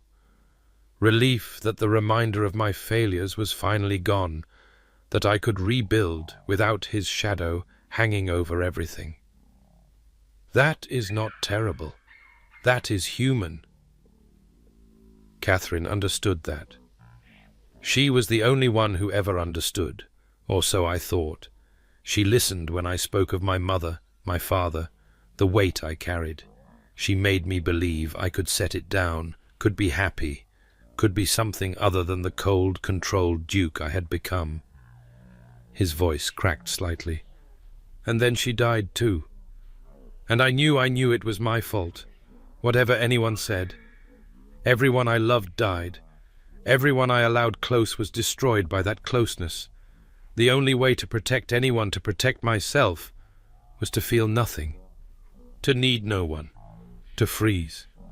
Oh, Sebastian. Rosalind rose and moved to his side, crouching beside his chair as she had done the night of the dowager's death. You have been carrying this alone for so long. It was safer alone. No. She touched his face, feeling the dampness on his cheeks. It was lonelier. There is a difference. I am trying. The words emerged broken. I am trying to be different, for you. But Marcus is not wrong, the demons are deep, and sometimes I feel them pulling at me, trying to drag me back into the ice. Then I will hold on tighter. She kissed his forehead, his cheeks, the corner of his mouth. I will not let them take you. I promise. You cannot promise that. I can promise to try. I can promise to fight. I can promise that, whatever comes, you will not face it alone. She pulled back enough to meet his eyes. You are not the frightened boy who made that promise to his mother. You are not the young man who lost Catherine. You are my husband, Sebastian. And I choose you, demons and all. He stared at her for a long moment, something crumbling behind his eyes. And then he pulled her into his arms and held on, as if she were the only solid thing in a world that had always felt precarious. Spring arrived in London with its customary flourish of blossoms and social obligations, and Rosalind found herself busier than she had ever been. Her position as Duchess of Ashworth opened doors that had been firmly closed to Lady Rosalind Blackwell invitations to the most exclusive gatherings, requests for patronage from charitable organizations, an endless stream of morning callers eager to curry favor with one of the most powerful women in society. It was exhausting. It was exhilarating. And through it all, Sebastian was at her side. Not always physically, his duties in the House of Lords and his estate business often kept them apart during the day, but present in a way he had never been before. He appeared at her side during evening events, his hand finding hers in crowds, his attention never straying far, even when duty demanded he speak to others. He asked about her day, listened to her observations about the people they met, shared his own thoughts in a way that suggested he valued her opinion. It was not the grand passion of novels. It was something quieter, steadier, a partnership built on mutual respect and growing affection, and Rosalind found, to her surprise, that she preferred it to any dramatic romance. "You have changed him." Helena made the observation over tea one April afternoon, watching Rosalind with knowing eyes. She had come to London for the season. Her grief for her late husband finally softened enough to allow re-entry into society, and she had become a regular visitor to Ashworth House. "He has changed himself," Rosalind corrected. "I merely provided motivation." "That is generous of you, but I have known Sebastian for years since Catherine, since the freezing. I never thought I would see him warm again." Helena set down her teacup. "He looks at you the way he used to look at her, as if you are the most fascinating person in any room." Rosalind felt heat rise to her cheeks. "You exaggerate." "I do not. Ask anyone. The Ice Duke has thawed, and all of London is gossiping about why." Helena smiled. "They are crediting your sharp tongue, you know. The theory is that only someone willing to challenge him could have broken through his defenses." "They may not be wrong." "No, I suspect they are not." Helena hesitated. "Have you told him?" "Told him what?" "That you love him." The question landed like a stone in still water. Rosalind opened her mouth to deflect, to joke, to do any of the things she usually did when conversations ventured too close to genuine emotion, but Helena was watching her with those knowing eyes, and somehow the deflections died unspoken. "No," she admitted quietly. "I have not told him." "Why not?" "Because I am afraid." The confession came harder than she expected. "He has made such progress, such tremendous progress, but he still flinches sometimes, still retreats. And I'm afraid that if I tell him, if I put that weight on him, he will feel obligated to reciprocate before he is ready. Or he will feel free to say it back. Or that. But—" Rosalind shook her head. "It has only been a few months, Helena. Months since he even admitted he could feel anything. I do not want to rush him. You are protecting him. I am protecting us. Both of us." Helena was quiet for a moment. Then she reached out and took Rosalind's hand. "I understand caution," she said. "I understand fear. But I also know that sometimes we protect ourselves out of love that we mistake for prudence. Do not wait too long, Rosalind. Life has a way of stealing opportunities while we are busy being careful." The words stayed with her long after Helena had gone. Do not wait too long. But how long was too long? And how would she know when Sebastian was ready to hear the truth she had been carrying for weeks now, the truth that had crept up on her gradually, through shared silences and tentative touches, and the slow revelation of the man beneath the ice? She loved him. She loved him, and she did not know how to tell him without risking everything they had built. The crisis came, as crises do, without warning. They were at the Worthington Ball, one of the largest events of the season, when Marcus appeared. Rosalind had assumed he would avoid them, given the terms on which they had parted, but she had underestimated his desperation. He was drunk. That much was clear from his unsteady gait as he approached them on the dance floor, from the reckless gleam in his eyes, from the way his usual charm had curdled into something ugly and dangerous. "Brother." He stopped directly in front of Sebastian, blocking their path. "And the lovely Duchess. How delightful." "Marcus." Sebastian's voice was flat, controlled. "You should not be here." "Why not? Because you have banished me from polite society along with family property?" Marcus's laugh was too loud, drawing attention from nearby couples. "Did you think I would slink away quietly, accept my diminished circumstances without protest? I thought you might have the sense to avoid creating a scene." "A scene? Is that what concerns you?" Marcus stepped closer, his voice dropping to a vicious whisper that nevertheless carried to curious ears. "You should be more concerned about what I know, what I could tell everyone here about the great Duke of Ashworth and his convenient marriage." Rosalind felt Sebastian's arm tense beneath her hand. Marcus, this is not the place. This is the perfect place. Marcus turned to address the growing crowd around them. Ladies and gentlemen, allow me to share something interesting about my brother's marriage. Did you know that he proposed to his wife because she made a joke? I'll marry the first man who enters, she said, and he walked in. He was not laughing. He was calculating. He saw an opportunity for a compliant wife who expected nothing, and he seized it. Whispers rippled through the crowd. Rosalind felt her face flame. That is enough. Sebastian's voice cut through the murmurs like a blade. Whatever grievances you have with me, this is not the way. What is the way, Sebastian? Should I have continued to accept my position as your impoverished heir, waiting patiently while you got an heir on your convenient wife? Marcus's voice rose again. Should I have smiled and nodded while you froze everyone out, content to be forgotten until you needed something from me? You have brought your circumstances on yourself. Your gambling, your debts. And who drove me to those, brother? Who made it clear from childhood that I was the spare, the afterthought, the one who would never matter unless you died? Marcus was shouting now. You were always mother's favorite, always the one everyone watched. And after she died, you got father's attention too, even if it was only his disapproval. What did I get? Nothing. I got nothing. While you froze yourself in guilt over a woman you probably never loved in the first place.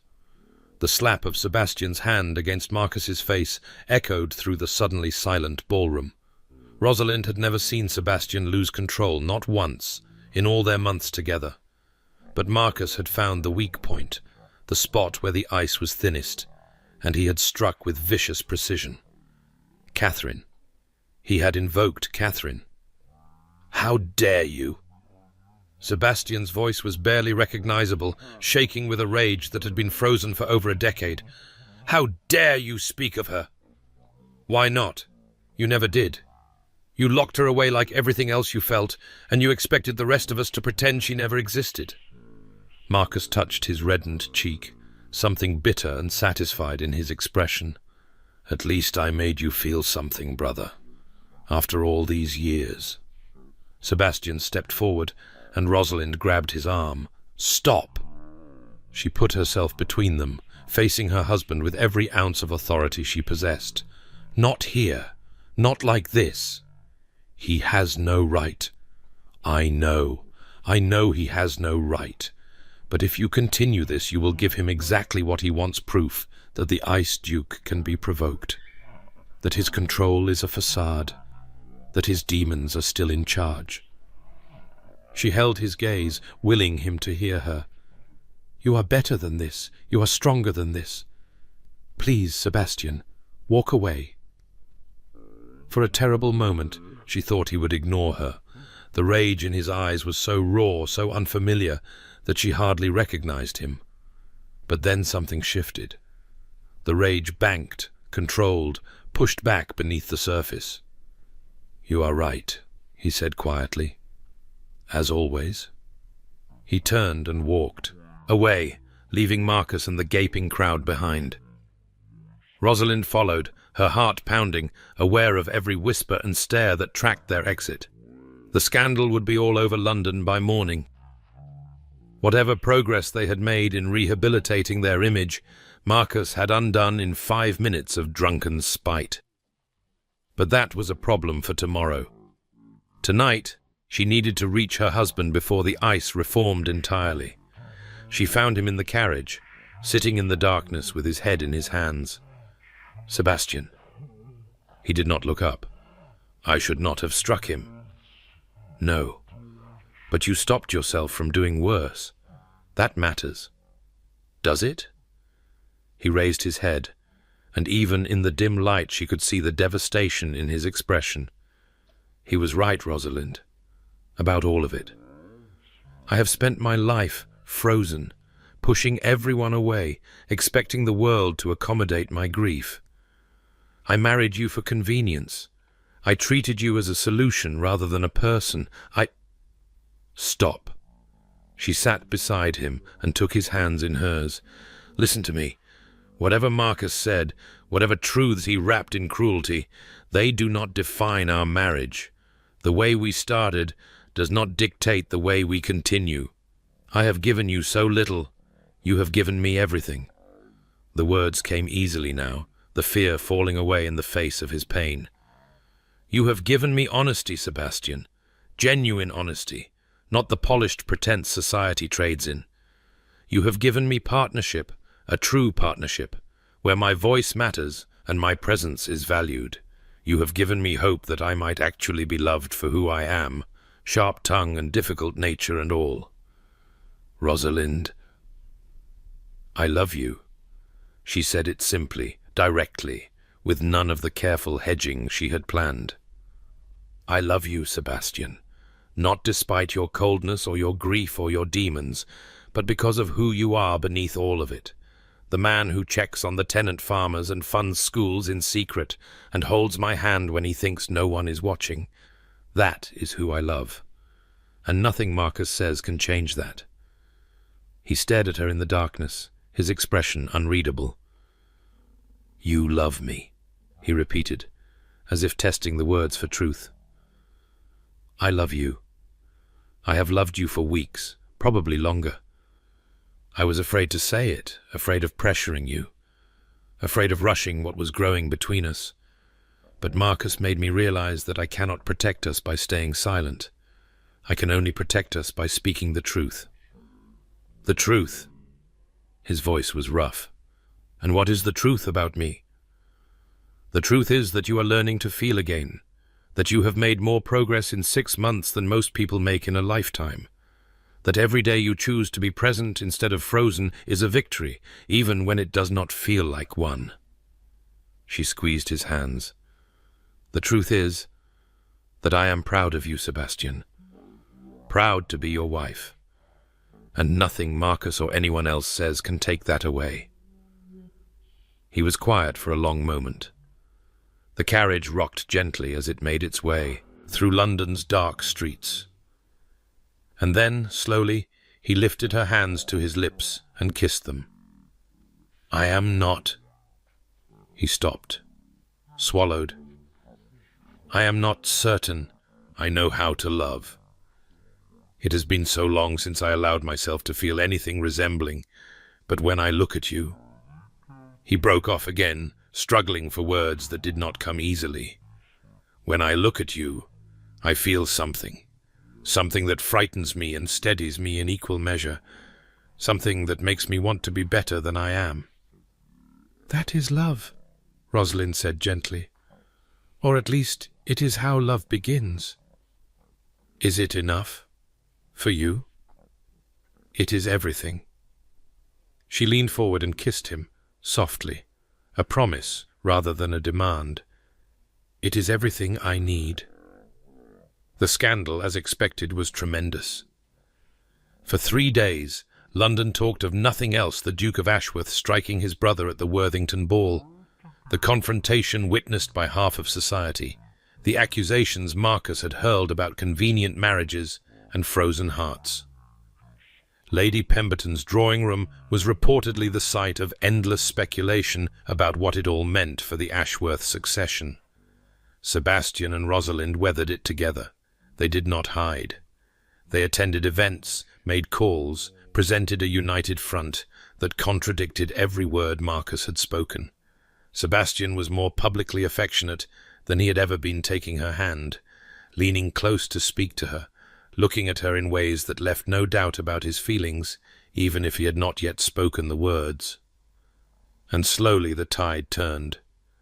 Lady Pemberton, proving herself as formidable an ally as she had been a potential enemy, began circulating a counter-narrative. Lord Marcus Cole, she declared, was a bitter wastrel who had been cut off by his family for excellent reasons. His attack on his brother and sister-in-law was nothing but spite, the flailing of a man who saw his hopes of inheritance slipping away. By the end of the week, Marcus had become a pariah, and the Duke and Duchess of Ashworth had become objects of admiration, a love match that had triumphed over family opposition, A frozen man thawed by the right woman, a romance worthy of the novels that circulated through drawing rooms across London. It was not quite the truth, but it was close enough. Marcus departed London shortly thereafter, bound for the continent and an uncertain future. Sebastian received a brief letter informing him of his brother's plans. He read it once, set it aside, and never mentioned it again. "Are you all right?" Rosalind asked that evening. "About Marcus?" "I do not know." Sebastian stared into the fire, his expression thoughtful rather than frozen. "He is my brother. I should feel something grief, perhaps, or anger, or regret. But mostly I feel relief." "That does not make you a bad person, does it not? He is alone in the world now, cast out from family and society alike. And I am here, with everything, the title, the fortune, you." "You did not cast him out. He cast himself out. Through choices he made long before you cut his allowance." Rosalind settled beside him on the sofa. "And he may yet redeem himself. People do sometimes find their way back from the edge. Do you believe that?" "I believe in second chances. I have to." She smiled slightly. "I married a man who was giving himself one, after all."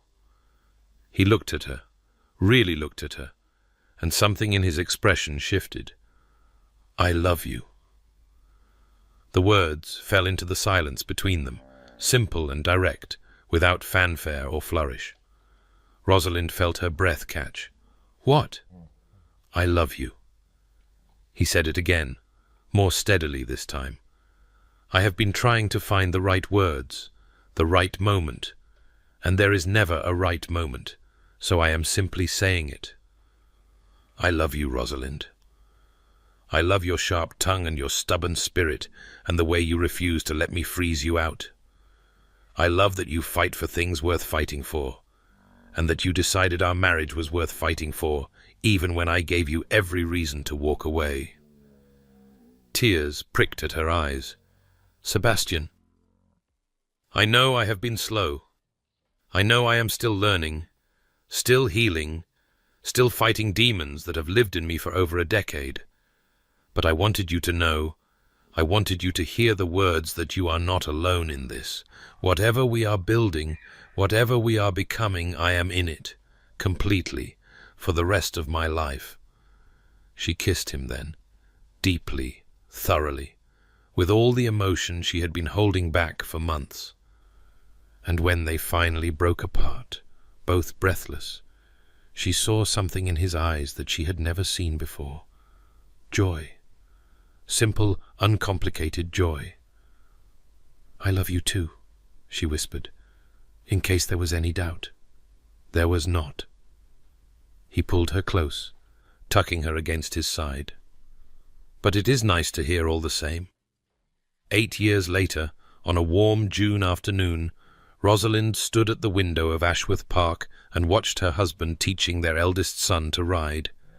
James was 7, dark-haired like his father, and quick-witted like his mother, with a stubborn streak that promised interesting times ahead. His twin sister Elizabeth was with her grandmother Rosalind's mother, who had softened considerably since becoming a grandmother, learning embroidery she would almost certainly abandon within the hour. And their youngest, 4-year-old Catherine, named for the woman Sebastian had loved and lost, was napping in the nursery under the watchful eye of her nurse. 3 children in 8 years. A family that had grown organically, unexpectedly, from a marriage that had started as a joke and a business arrangement. Sometimes Rosalind still marveled at how far they had come. Helena appeared beside her, holding a glass of lemonade. Her marriage to Marcus reformed, humbled, and genuinely changed after 3 years of continental wandering was in its 2nd year now, and she divided her time between Marcus's small estate in Hampshire and visits to Ashworth Park. "He is a natural," Helena observed, watching Sebastian steady James in the saddle. "I never would have believed it. watching him all those years ago. The Ice Duke, teaching a child to ride. He has hidden depths. Rosalind smiled. It merely took some excavation to find them, and considerable determination. That too. They watched in companionable silence as Sebastian swung up onto his own horse and led James at a careful walk around the paddock. From this distance, Rosalind could not hear their conversation, but she could see the way Sebastian leaned toward his son, patient and attentive, offering guidance without taking over. He had become the father neither of them had expected him to be. Warm, present, engaged in a way that still surprised him sometimes. He still retreated. Occasionally, the demons had not vanished entirely, but he always came back. Always reached for her in the dark times, instead of pushing away. "He is lucky to have you," Helena said quietly. "We are lucky to have each other." Rosalind took a sip of her lemonade. It was not luck that built this, though. It was work. Hard work, on both our parts, and a willingness to keep trying when everything seemed hopeless. Is that the secret, then, to a successful marriage? There is no secret. Only choice choosing each other every day, even when it would be easier to retreat. Rosalind watched as James successfully guided his pony in a small circle, Sebastian's face breaking into a smile of genuine pride. And perhaps a sharp tongue. That seems to have helped. Helena laughed. "I shall tell Marcus. He claims my sharp tongue is a hindrance rather than an asset. Marcus is wrong about many things. That is merely one of them." The riding lesson ended, and Sebastian lifted James down from the saddle, swinging the boy onto his shoulders for the walk back to the house. Rosalind felt her heart swell at the sight her husband and her son silhouetted against the summer sky, so different from the cold and frozen man she had married 8 years ago. That man still existed, somewhere deep inside, but he was no longer in charge. He had been replaced slowly, painfully, triumphantly by someone who knew how to love and be loved in return. Sebastian looked up as he approached the house, his gaze finding Rosalind at the window. Even at this distance she could see his smile, that rare, transformative smile that still made her breath catch. "Mama!" James shouted, waving wildly from his father's shoulders. "I rode all by myself." "I saw," Rosalind waved back. "You were magnificent."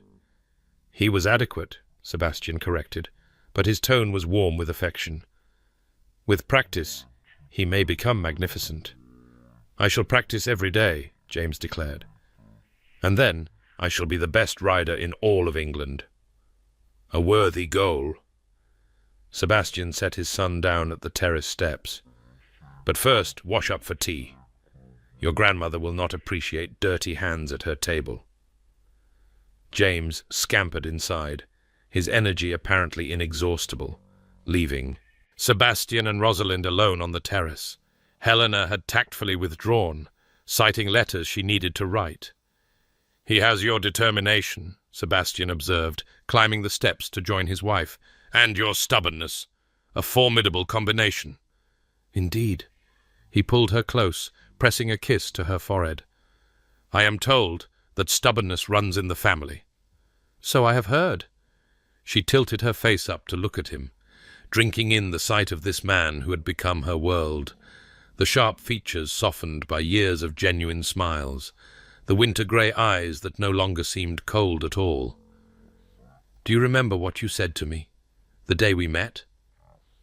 "I said many things, most of them ill-advised. You said you accepted my offer, that you were not laughing." "Ah." A smile tugged at his lips. "I remember. Are you laughing now?" He looked at her, at the wife he had chosen on an impulse and grown to love beyond measure, at the mother of his children, at the partner who had fought for him when he had forgotten how to fight for himself. "Yes," he said, "I rather think I am." And when he kissed her, with the summer sun warm on their faces and the sounds of their children echoing through the house, they had made a home. Rosalind thought about that desperate woman in the garden all those years ago. The woman who had made a joke because she could not face her reality, who had never truly believed anyone would choose her. That woman had been so afraid, so convinced that she was unlovable, that her sharp tongue and difficult nature would doom her to loneliness. She had been wrong. In the end, it had not been her sharp tongue that had sealed her fate. It had been her refusal to give up on herself, on Sebastian, on the possibility that even the coldest heart could learn to thaw. "I love you," she said against his lips. "Have I mentioned that today?" "Once or twice, but I find I never tire of hearing it." "Then I shall keep saying it, every day, for the rest of our lives." "That," Sebastian said, pulling her closer, "sounds like an excellent plan." And it was.